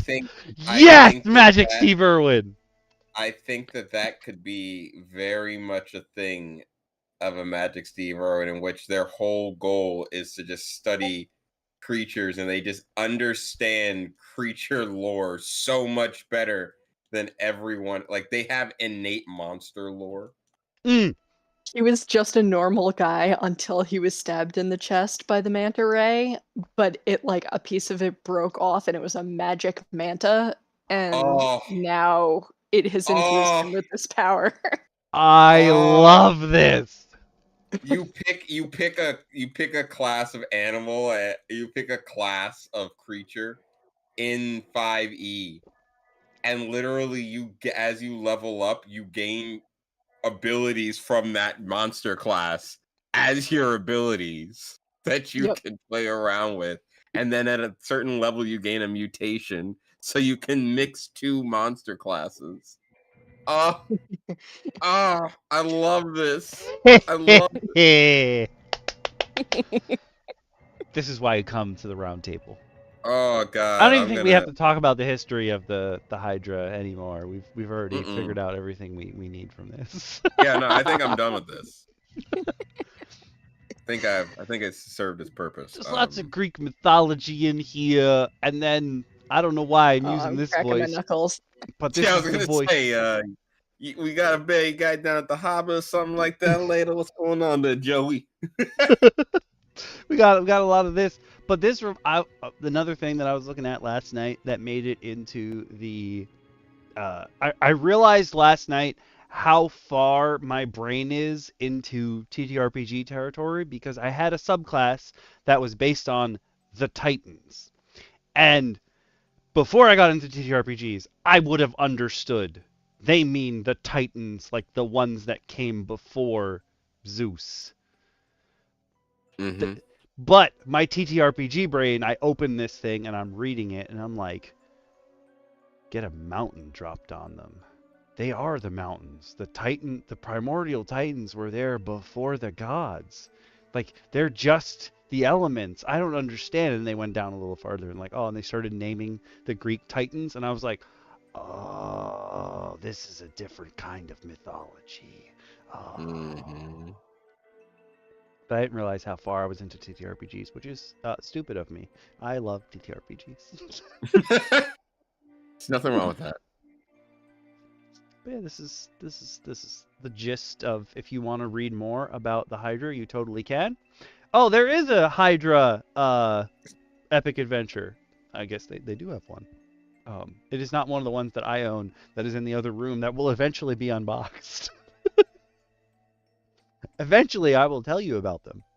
But they do have their own epic encounter with a Hydra. I don't think this one has removable heads. I have multiple STLs of Hydras that have removable heads. So That's great. Yeah.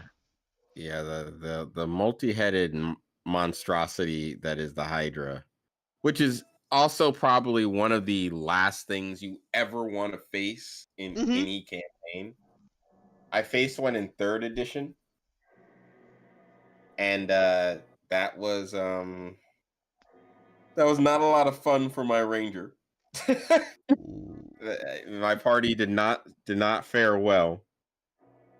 We suffered a lot of damage. I'm so sorry. Or am I? Bum bum bum. Oh no. No, I wasn't sorry for us. We deserved it. We deserved that one. Part of me knew that we were in over our heads. Just like screw it, let's do it. Like, I feel like what we were talking about before and how people are coming into TTRPGs now and assuming at the very start of their campaign that their characters are already heroes, like they've already done it all. Before they even join the party. One of the points that the person who wrote this article, or one of the, it actually isn't the person who wrote the article. It's one of the guys who works at Steamforged Games. He said like pretty much everyone who's playing a TTRPG probably can think of a Hydra in some kind of pop culture, like whether it's like from God of War or the Greek mythology, Hercules fighting the Disney Hercules fighting the Hydra at some point. Like everyone's got that idea in their head, and if you come in thinking I'm already the hero, that's a good way to die.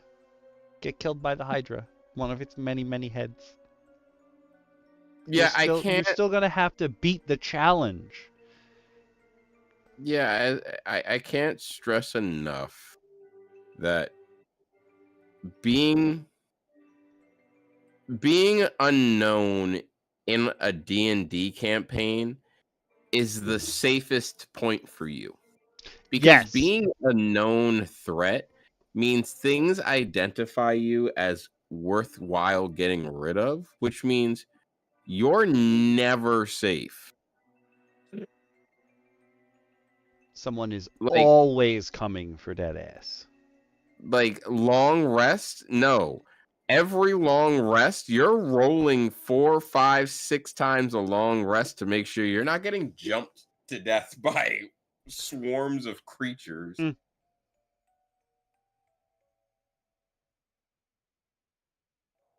Like, we can do it this way. But trust and believe, I will make it uncomfortably. I will make it uncomfortable.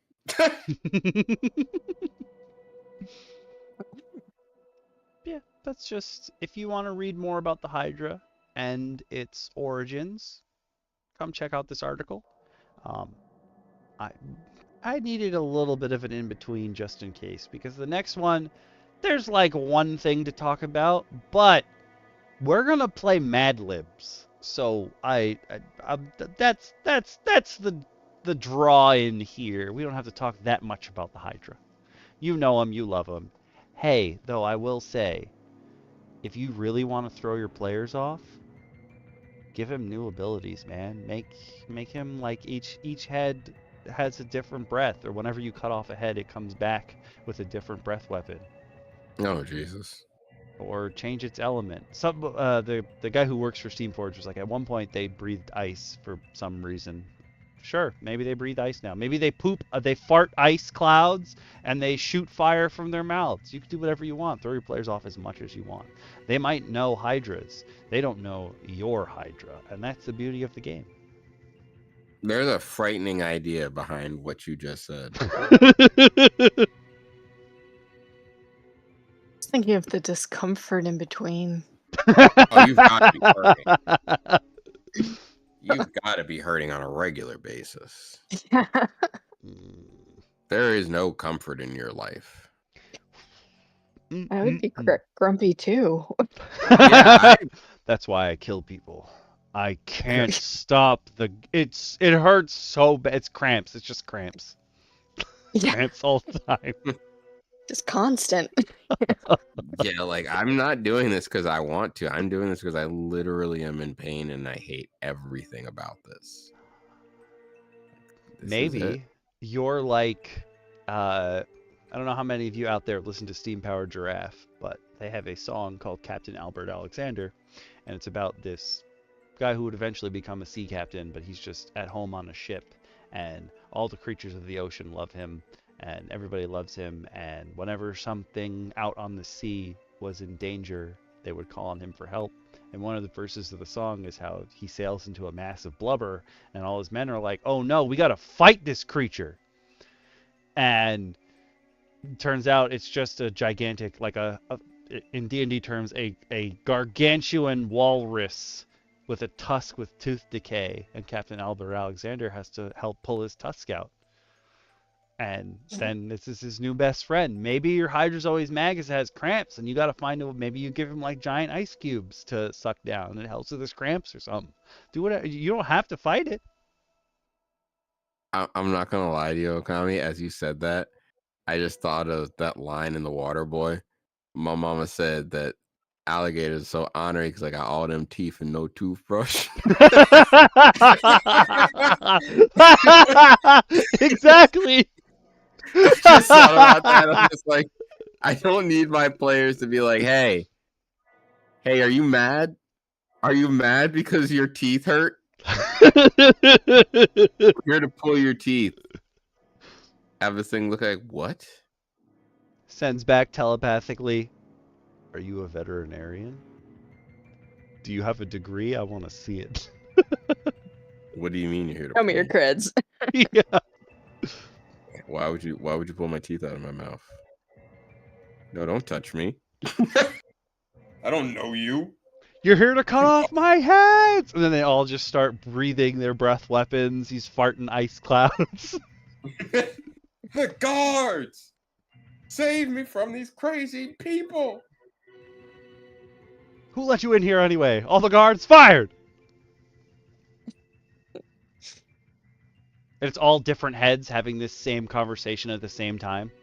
Mm-hmm. You're supposed to be watching the door. I was watching the door, but it's your turn.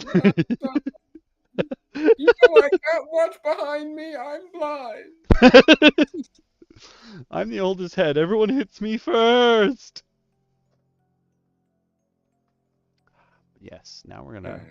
Oh, we're glad you're back, Awas, because we're going on to the last topic for today. Fill in the blank your epic speech to rally troops. Oh, Lord. If you're on YouTube, you can open the description and follow along with us. If you're on Twitch, boom, I'm throwing it in. I'm pinning it. So basically, we don't need to worry about the vast majority of this article. The only idea, the important parts of this article are that it takes place technically on Kryn, which is the Dragonlance setting. We don't care about that. Your people can have their epic speech anytime. But cool thing is, they give you inspirations of famous like wartime speeches that you could use. Like you could use King Theoden's speech at Pelennor Fields, or you could use Patton's speech to the Third Army. Like Henry V, St. Crispin Day speech, and like gladiators. these are cool. Keep going. Keep going. No. No. Any given Sunday, but why not like some of the real riveting speeches, like Rafiki's speech to Simba to remember. Rafiki. Okay. Or who could ever forget Jimon Hansu's riveting speech in 2000's Never Back Down. Where he states you should never surrender and never back down. Oh my god. I said that yesterday. We were playing I'm gonna make words one day. We were playing Kinfire Delve. I was teaching Jinakechi and his friend Dex to play, and we lost the first game, and the second game we made it all the way to the bottom of the delve. We were fighting the Well Master, which is like the boss, and we actually were like, yo, we can beat this dude. We can actually beat this dude. And he was like, oh, should I play my cards that deal a whole bunch of damage? I mean, I'll use them all up. And I was like, never back down! Because in my group, naturally, we don't say the lines as they are in the movie. We say them as what one of us heard when they were out of the room while the movie was playing. True. We did. It was like a retrospective on Hydra history. But it had a cool idea at the beginning that maybe DM Shin will factor into a character sometime in the future. I think it's gonna happen. I got notes now. Yes. And the problem with notes is I have to go to work tomorrow. And I sit at my desk quite often with Gemini open, and like in the middle of like sending emails or like doing some work, I sometimes like type in something quickly. And they'll be like, ooh, what is this? I'll be like, hey, give me a rough idea of this. And it'll spit something out, and I'll be like, ooh, wait a second. And then all of a sudden I'm right. I have pen and paper at my desk. So here's a fun story.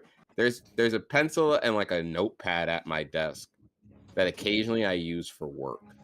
But it's really there for me to jot down my random ideas, my random like TTRPG ideas throughout the day, because I quite literally will think about something in the middle of my day, like without fail.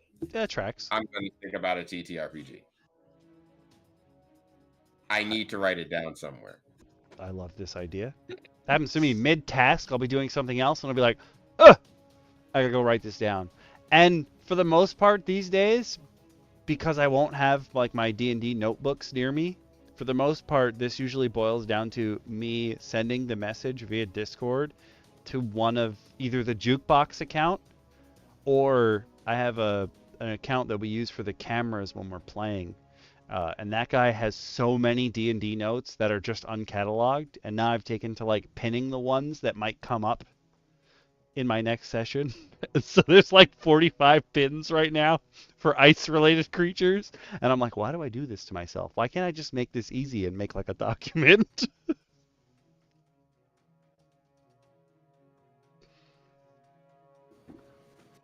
Okay. Yeah, it gets tough. It gets hard out here for a DM. A Hydra Fragonborn? I'm just imagining that this guy or girl or whatever you want to be, can each of the heads present differently? I don't know. That's a conversation for another day. But I was thinking, your player character gets decapitated. 2 heads grow in its place.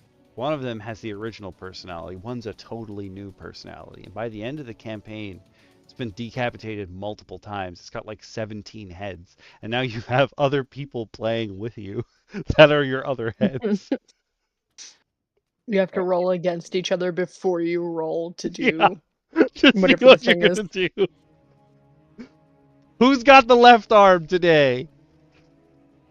It's always your turn. It's my turn now. Oh, they just get into consistent battles. Like this. The other cool thing this article says is if your players give a crazy good speech, like if my players do something really good roleplay wise, I give them DM inspiration. I don't give them the new heroic inspiration variant, which is you can roll any die. Like it doesn't have to be a d20. Like the new heroic inspiration, you could reroll a d4 or whatever if you wanted to. I'm like, that's just not fun. Why would you? No, they're not getting that. Yeah, so I keep it with d20. But this is instead of inspiration, you could do any or all of these things for your players. You can give them an extra hit die of healing. You can remove a particular effect or a level of exhaustion. You give them immunity to the frightened condition. You give them resistance to bludgeoning, piercing, and slashing damage during their first round of combat. You can give them advantage on their next check. You can give them 1 bardic inspiration die, which I think is actually kind of interesting if you're saying that it came from someone who's not a bard, which is cool. Or you give them the benefits of the Inspiring Leader feat, which is the whole feat that just, as long as you're around during a rest, you and 5 other creatures, or 6 creatures, not including yourself, get temp HP equal to your level plus their charisma modifier. Also pretty cool. Like you could do all of those things to the people who are hearing this speech, but these pretty much work anytime. It doesn't, when your players do something great, you don't necessarily just have to give them advantage. You could give them something else. And then it's like, hey, this after you have your speech, you could try to have the enemies speak too. We don't care about them. Blah blah blah. The real fun part of this is that there is a Mad Libs speech that is included, and we are going to do this Mad Libs speech. Hopefully, we don't get demonetized for it, but we'll see. Or getting demonetized. We'll do our best. Yeah. Let's not get ahead of ourselves. Accordingly. Can I write in this PDF? Is the question. No, of course not. They did not include boxes for you to actually use. Oh, wait. I'm going to make my own text boxes. Kaboom! So, I think we should write this. I won't pretend you can't see any of the words here, but obviously you can. Actually, No, just call out the things to us and we'll... Yeah. I'll do that instead. I won't look. show you guys on the screen. I'll just keep showing this window. Pretend you didn't read that screen. Pretend you can't read for just a moment. So, first thing, adjective. Now, this can come from anybody, so if the other DMs want to give a word, they can too.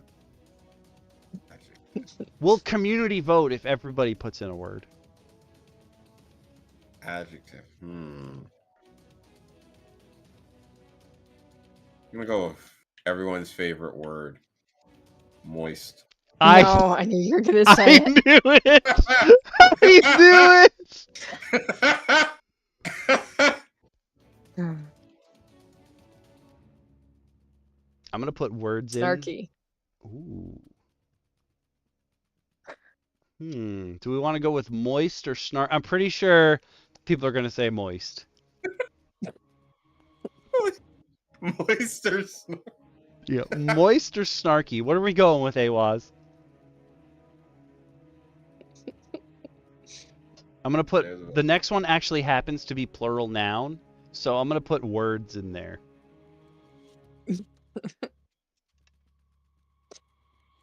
Oh, this is gonna be fantastic. Yeah. Good lord. Officially not a family stream.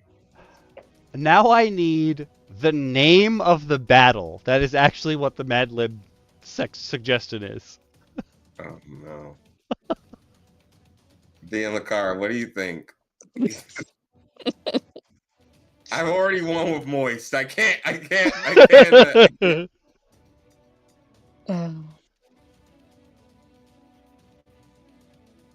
The Battle of Stephen's Elbow.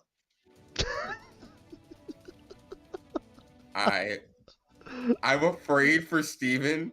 Like, what happened? Why did we fight for your elbow, Steven? Who is Stephen and what is the deal with his elbow? Why was the elbow moist, Steven? What is happening? Steven hasn't been the same. His life is spinning out of control. Now I need an adjective. Throw one up for us, Ogami. What are you thinking? I'm gonna go with brittle. Ooh, brittle. That's a good word. And then I need one more adjective. Tangible. Ooh. Oh, tangible. Okay. All right. I need a past tense verb. Whiff.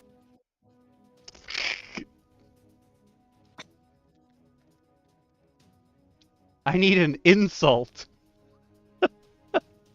I've never seen that on Mad Libs before. An insult. Wow.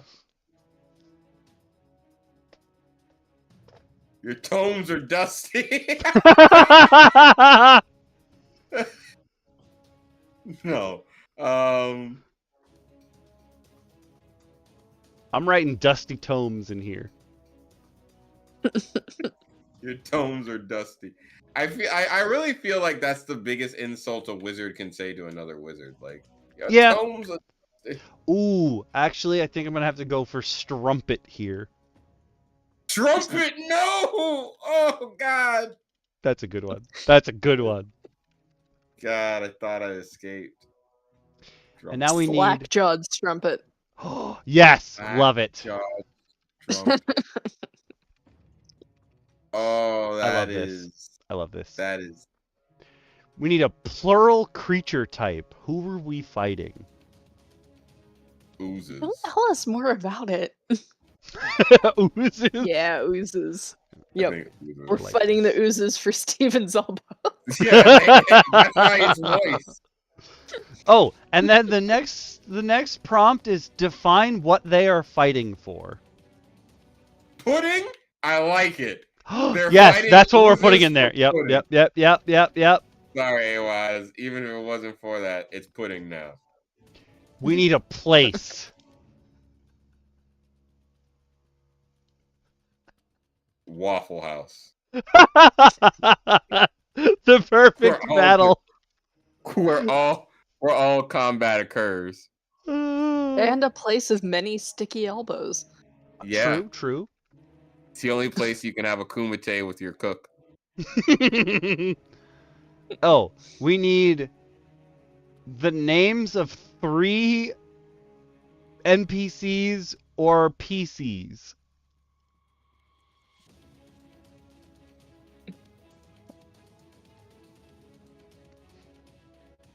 I'm gonna put in one as Mustache Junior, as per our previous conversation.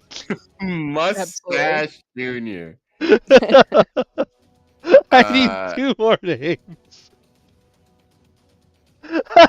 Anything between 6 and 12 is legal there. It's true. Fist. Fist, give me a character name. Please. Oh gosh, this is about to give you some shit. I am prepared for Fist to give you a name that just makes me question my grip on sanity.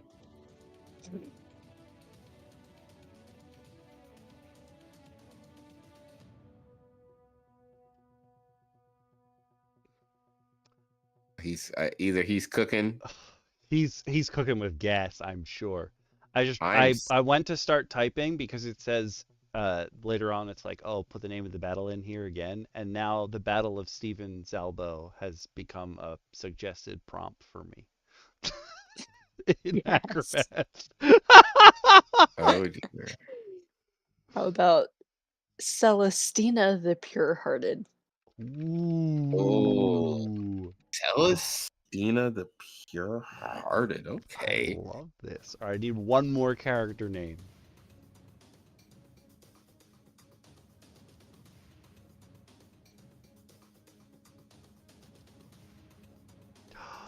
Okay, I have an idea. I don't know if it's gonna work. I'm gonna try to find it. I want to find the title card of Invincible. Oh my lord. Oh no, I'll go with Fist. I was gonna put the title card of Invincible because in the animated series, DM Lacara, every time a character says Invincible's name, they flash the title card on the screen.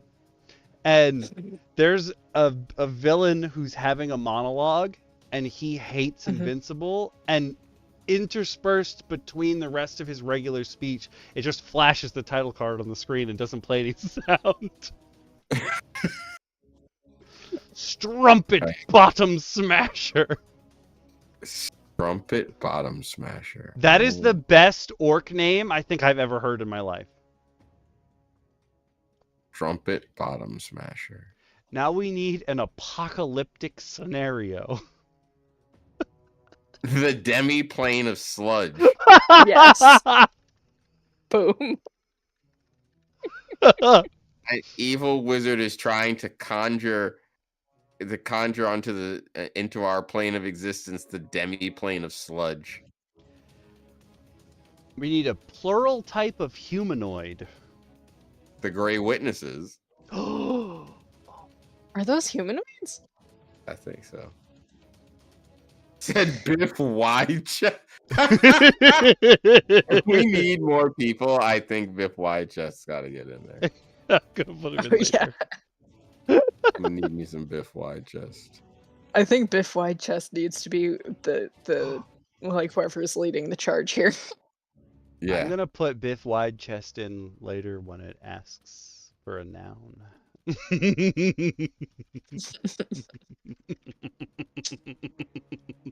is the best game of Mad Libs I've played in a long time.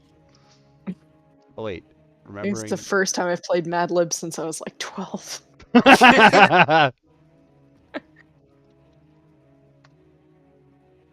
Okay, this one's the same place, so I got that one. An adjective.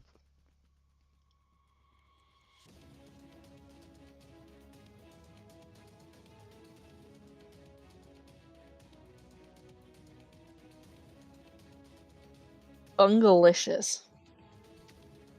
Oh. Funga or bunga? Funga, like fungus.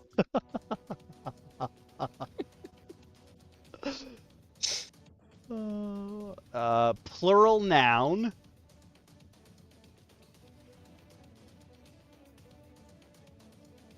Shit. Shits? I can put shits. No. Plural noun.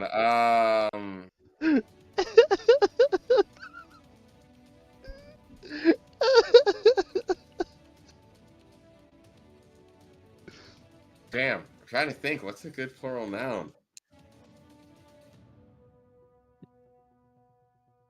You know, you don't think about the classification of a word until you get hit with stuff like Adjective.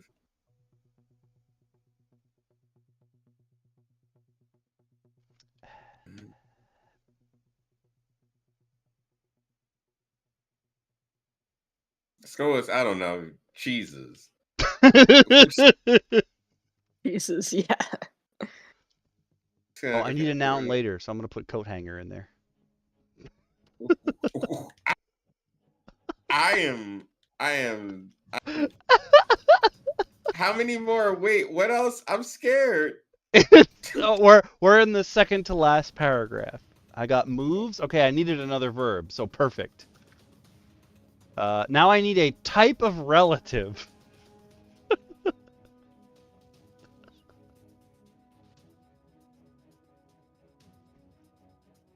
Let's see.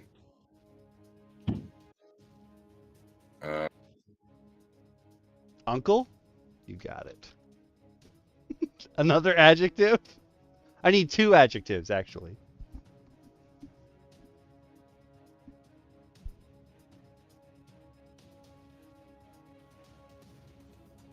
You just put iron fists in everyone. Sister-in-law. Oh God.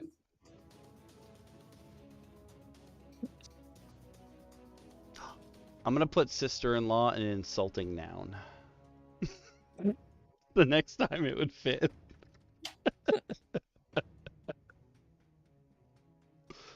But yeah, I need 2 adjectives.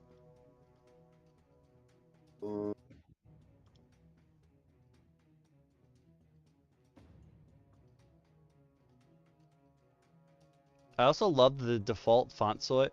What is wrong with my mouth? The default Chinese concubine. I'm putting. This is the worst game of madness. Do you want me to put Chinese concubine in as an adjective? It's not.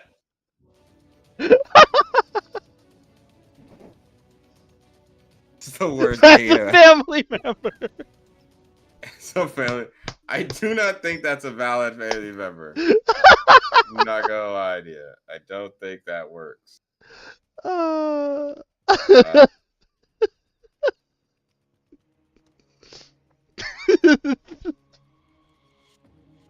This is the worst. I'm gonna be myself. This is the worst game of Mad Libs. I think it's the best one I've played in a while. Square. I'm gonna put that in as an adjective. Yeah. Yeah. Okay, I need 1 more adjective. Mm. Oh God.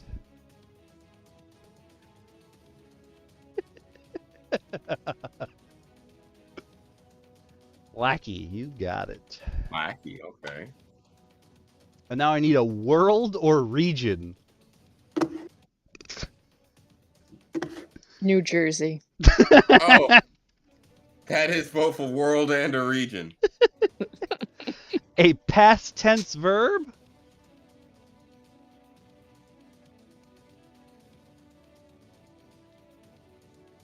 Another past tense verb. I mean, my brain went dumb for a moment and said yeeted, but yeet is not a real word. Yes. I need another location, so that one's going in. And then finally, I need 1 more verb. Okami, why don't you finalize this with a verb? I cannot wait to hear this speech. Me too. Verb. I think Shen should read it. I will happily read this one. Because A, you have an epic reading voice, and B, I know Okami is just he's going to be laughing so hard he's going to get noise gated the entire time. It's true. It's very true. Probably true. This is extremely true. You know what? I'm going to put just yeet in there. All right. I'm going to switch the window over now that we're all filled in. Bloop. Could you screen cap it for me, Okami? Oh yes, that I can do too. Bloop. Oh wow, that's fatter than I thought. I didn't think it was going to take up the whole page, but yes, I can. It the default font size for Acrobat is so small that it looks like a small child was filling in the blanks.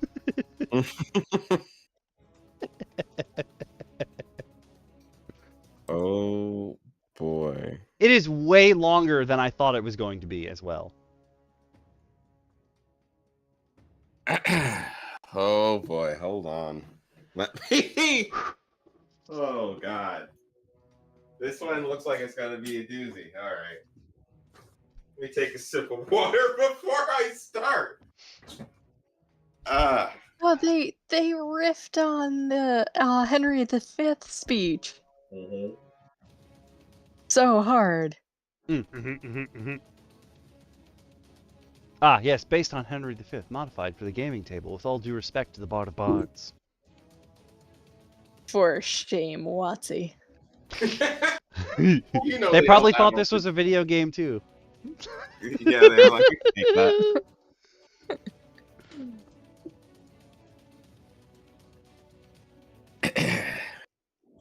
I'm gonna put it in dramatic flair as only I would choose to do so.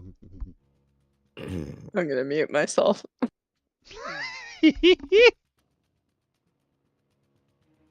Those that shall live this day and see tomorrow will say the battle was fought with moist words, and say, these wounds I earned during the battle of Stephen's Ibu. And though the enemy was a brittle and tangible, we whiffed and those slack-jawed strumpet oozes pudding. Wait, I'm sorry.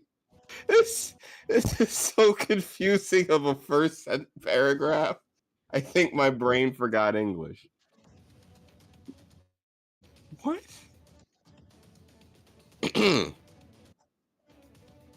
The people. No, that last sentence made no sense. There should have been we other words whiffed there. and told those slack-jawed strumpet oozes pudding. The people of Waffle House will remember what we did this day. Then shall our names, familiar amongst the citizens of Waffle House, as heroes of legend, Mustache Jr., Celestina the Pure-Hearted, and Strumpet Bottom Smasher, we will be remembered until the demi-plane of sludge comes. This story shall the good, the gray witnesses teach their... You never picked a plural type of relative? Oh, I didn't write it in. That one should have been. He's copying mine. That one should have been Uncle. Whoops. Oh, Uncle. Sorry. Skipped one. This story shall the good gray witnesses teach their uncles. And the anniversary of the Battle of Stephen's Ibu shall never go by from this day to the ending of the world. We, for this day, without remembering the heroes of Waffle House, we fun-delicious few, we band of cheeses, for those today that moves their biff wide chest with me, shall be my uncle. Be they never so square, this day be remembered as the flacky coat hanger New Jersey has ever yeeted. Now, who will yeet with me and send these sister-in-laws to the Ozarks?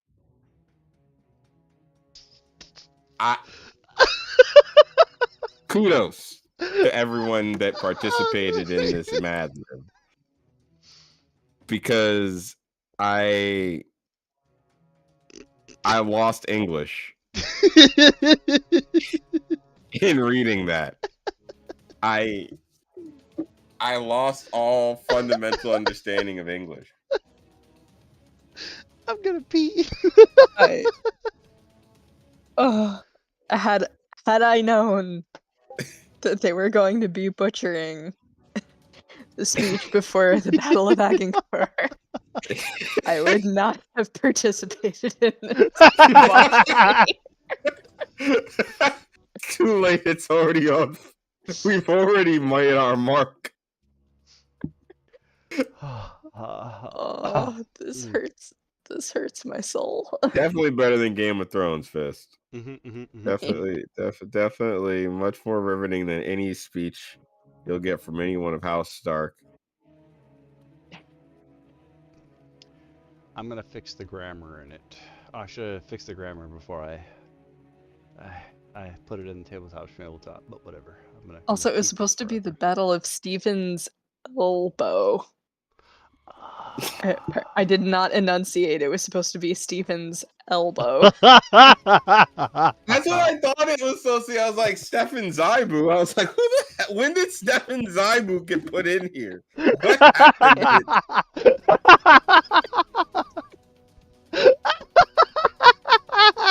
It's like Stefan. That's why you heard me say it with such hesitance. Yes, the Battle of Stephen's Elbow makes so much more sense, right? Yes. But I also love that it was just like we whiffed and told those slack-jawed strumpet oozes pudding. What? That's the best part. Yeah, there was supposed to be an entire clause there, I think. But like, it definitely did not make sense. It just sounded like it was supposed to be a noun. Yeah. Yeah,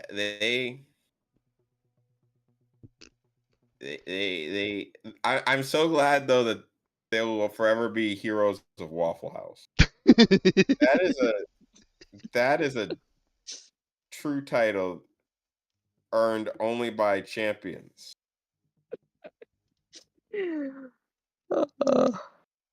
Mustache Jr., Celestina the Pure-Hearted, and Strumpet Bottom Smasher. You can't tell me their names live on in legend. You can't tell me that doesn't sound like an actual D&D party. Yep.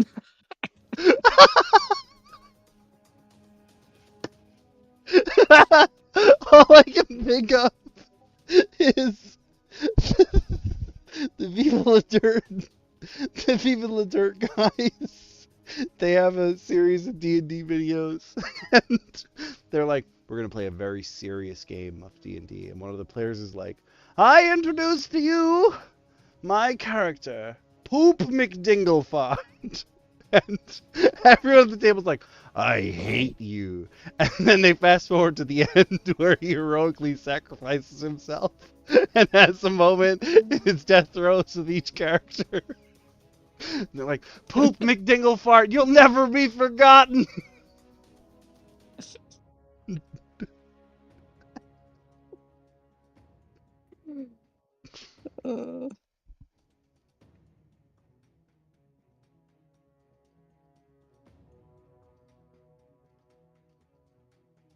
Oh, yeah. That was I will say though, worth it. We got through some interesting articles tonight. Yep. It was a new one, and I think we did pretty okay, all things considered. Oh, that being said, this was a totally new one for us. I'm going to pop the poll options for next week into YouTube chat. I'm going to run the 2 polls in Twitch. Give me 1 sec to do that. But we're going to keep going with more than 5 until there's just 5 left, and then from then on we'll probably just do 5 topics at a time. Just make it easier on everybody.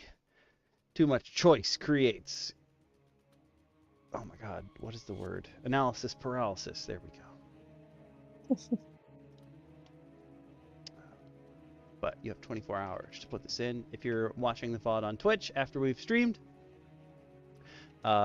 you can either DM me on Twitch and I will maybe see it, but most of the time I don't, because they hid the DM feature for some reason. Probably because too many people are getting arrested for messaging minors.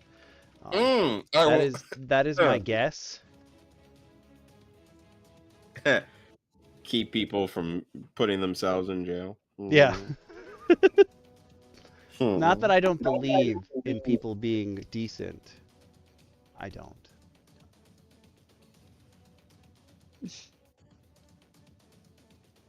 But yeah, first poll's up. That one's going for 5 minutes. But yeah, if you're watching this on Twitch as a VOD after we've already streamed, you can send me the DM there. I may or may not get it because that is hidden for me for some reason. But you can come on the Discord. You can find us on Twitter or the Economy Career Facebook page. I got a message on the Economy Career Facebook page the other day. Usually, for those of you who aren't on Facebook and have never seen it, I just share anything that is multiplayer game related or TTRPG related on there. And I got a message the other day, and I was like, I never get messages on the Economy Career Facebook page. What's going on? And it was just a video of someone. There's no words. It's just a video of someone trying to get their headset to work. They sent me a tech support video on the Economy Career Facebook page. I was like, what? That's a lot of trouble, bro. So you could send me a message there. I will get it, and hopefully it will be related to something that Economy Career does, and not just me helping you fix your headset. Oh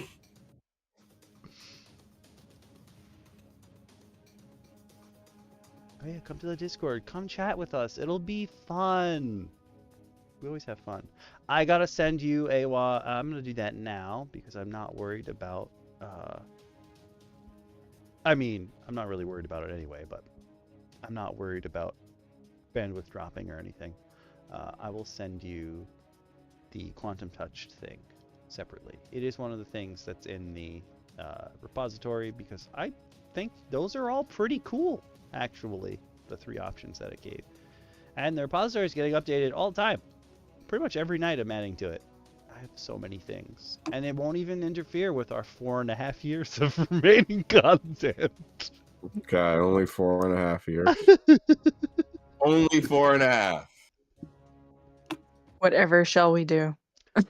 God, we're gonna run out. We do. God, we had 4.5 years of content a year ago. What are we gonna do now? Wait, can I And then save Watsy this? said they were releasing a new version. Oh, Yep. God. God, Watsy, please. Stop giving us ammunition. You're making it too easy. Where's AWAS? Give me AWAS. Come here. Bloop. Enjoy your eigen state. Oh, I just realized there's nothing on the screen now. Haha, I'm dumb. My bad. I will fix that. Bloop. There we go. This was our first articles. I don't know how many. Pretty much, I just said I don't know, but I don't know how many more articles will be like in those veins, because pretty much all the articles are about relatively random stuff, all things considered. It's very much a hodgepodge type episode. But I think that went pretty okay. We hit the 3 things I wanted to hit. Mm-hmm. Good to know for the future. Wow. I gotta take a picture of my imp. I have that note now. Actually send it to DM Lacara instead of just drawing it. Thank you.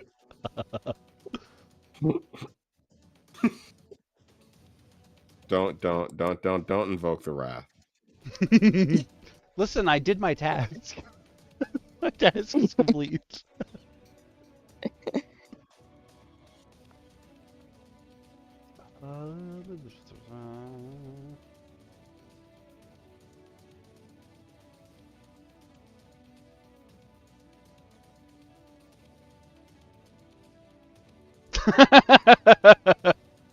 I just happened to scroll down and somebody said, my DM banned chanting death as a motivational speech before a battle. Oh, that eliminates the Theoden speech then. Items has won the first one. Putting that in, and then there will be a much a smaller poll with less options, but that's coming up too. 1 second. Part 2. Of course, I closed that file because I'm dumb. Come back. That's why the screen went blank. I closed all the files that were open. Idiot. Get out of here. I'm just trying to clear up space, man. My desktop's so cluttered right now. Oh.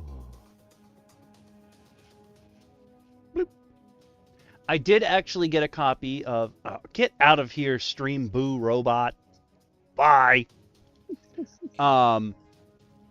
I did actually. I had talked about this a while back. The first time I brought up zines as a possible topic for episodes, that Constellation came out, and Constellation is like a group of zines in one book. I did get a copy of Constellation because of Hit Point Press's warehouse moving sale. I got it for like 15% of its normal price, and I was like, okay, I'm not gonna say no to that. Because on Kickstarter, I was like, listen, I know it's like 7 different zines all in one, but a zine's usually like $4. I don't want to pay like $65 for that. I'm cheap.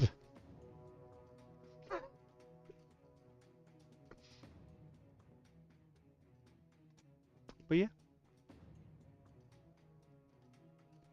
Can you believe we've been doing this for over a year now?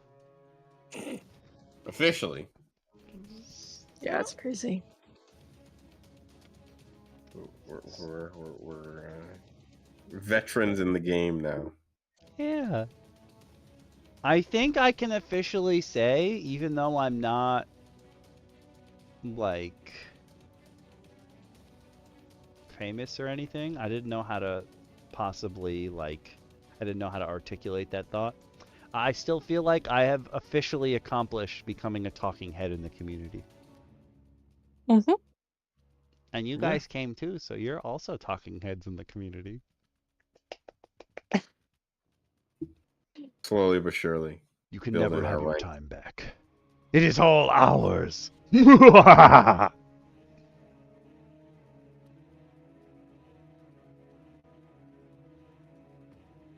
Give it back. No. Are any of you guys doing anything on the internet later this week? I will. I'm slowly making updates, fixing things up on the researcher, but I'm gonna be putting more work into my own game. Still pushing for a tentative soft launch around May of like something that I can maybe like share with people to try out. Yeah. Might even be looking for people to try a short campaign. Ooh. Me. Yeah, no, you guys are more than welcome.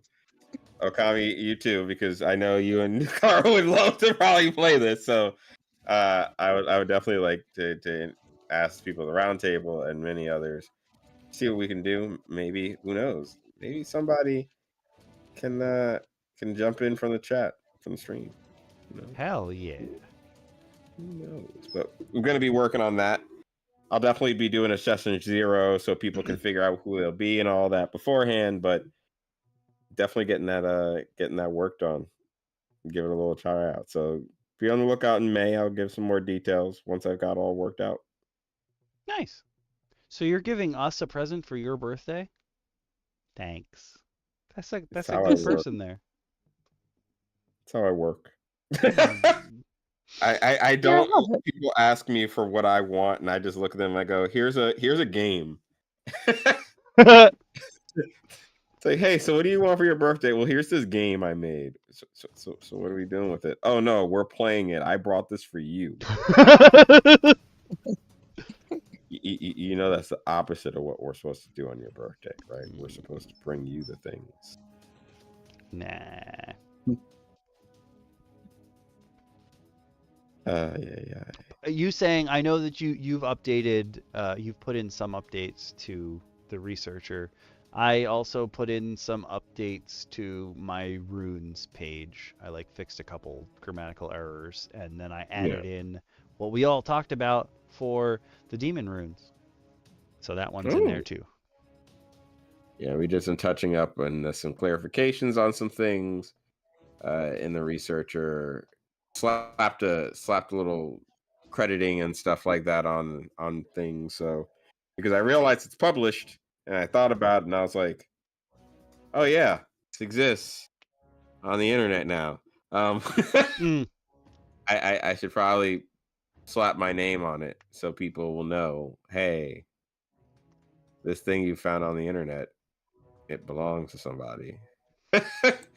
Like it's a thing that somebody. In case any of you out there are using the home brewery, if you are not logged in when you make an account and you make a brew while you're not logged in, it will not show you as an author. It will say that the thing has no authors.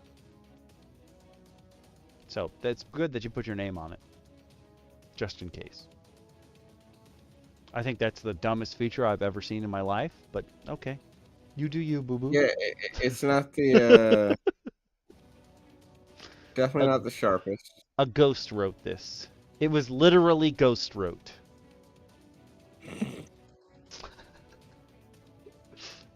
Ghost. So it looks like community vote this week is for items. We'll see how that fits into the rest of our stuff. Items is never a bad call. I don't know if we're ever gonna find something as good as to go over as those 80s themed items. And I'm definitely gonna buy that guy's deck at some point. Like, there's no way I'm not throwing money at him. He did an amazing job. 100%. No, yeah. 100%. The polls are over. That means it's time for us to head out for another week. DM Shin's working on stuff. I got that stuff in the background. If you want to talk to DM Lacara, you'll have to go through one of us. wait, hold on. You gotta get through the gate. Yeah. You'll have to go through us, you slack-jawed strumpet oozes who want your pudding. Cool.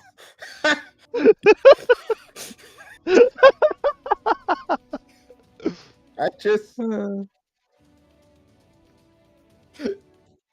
yeah, prepare yourselves to get through the wall of oozes. If you want to come hang out with me again, you can tomorrow night at 8. I'll be streaming Horizon Forbidden West. And like I said at the beginning, thank you, whoever's watching it as a VOD.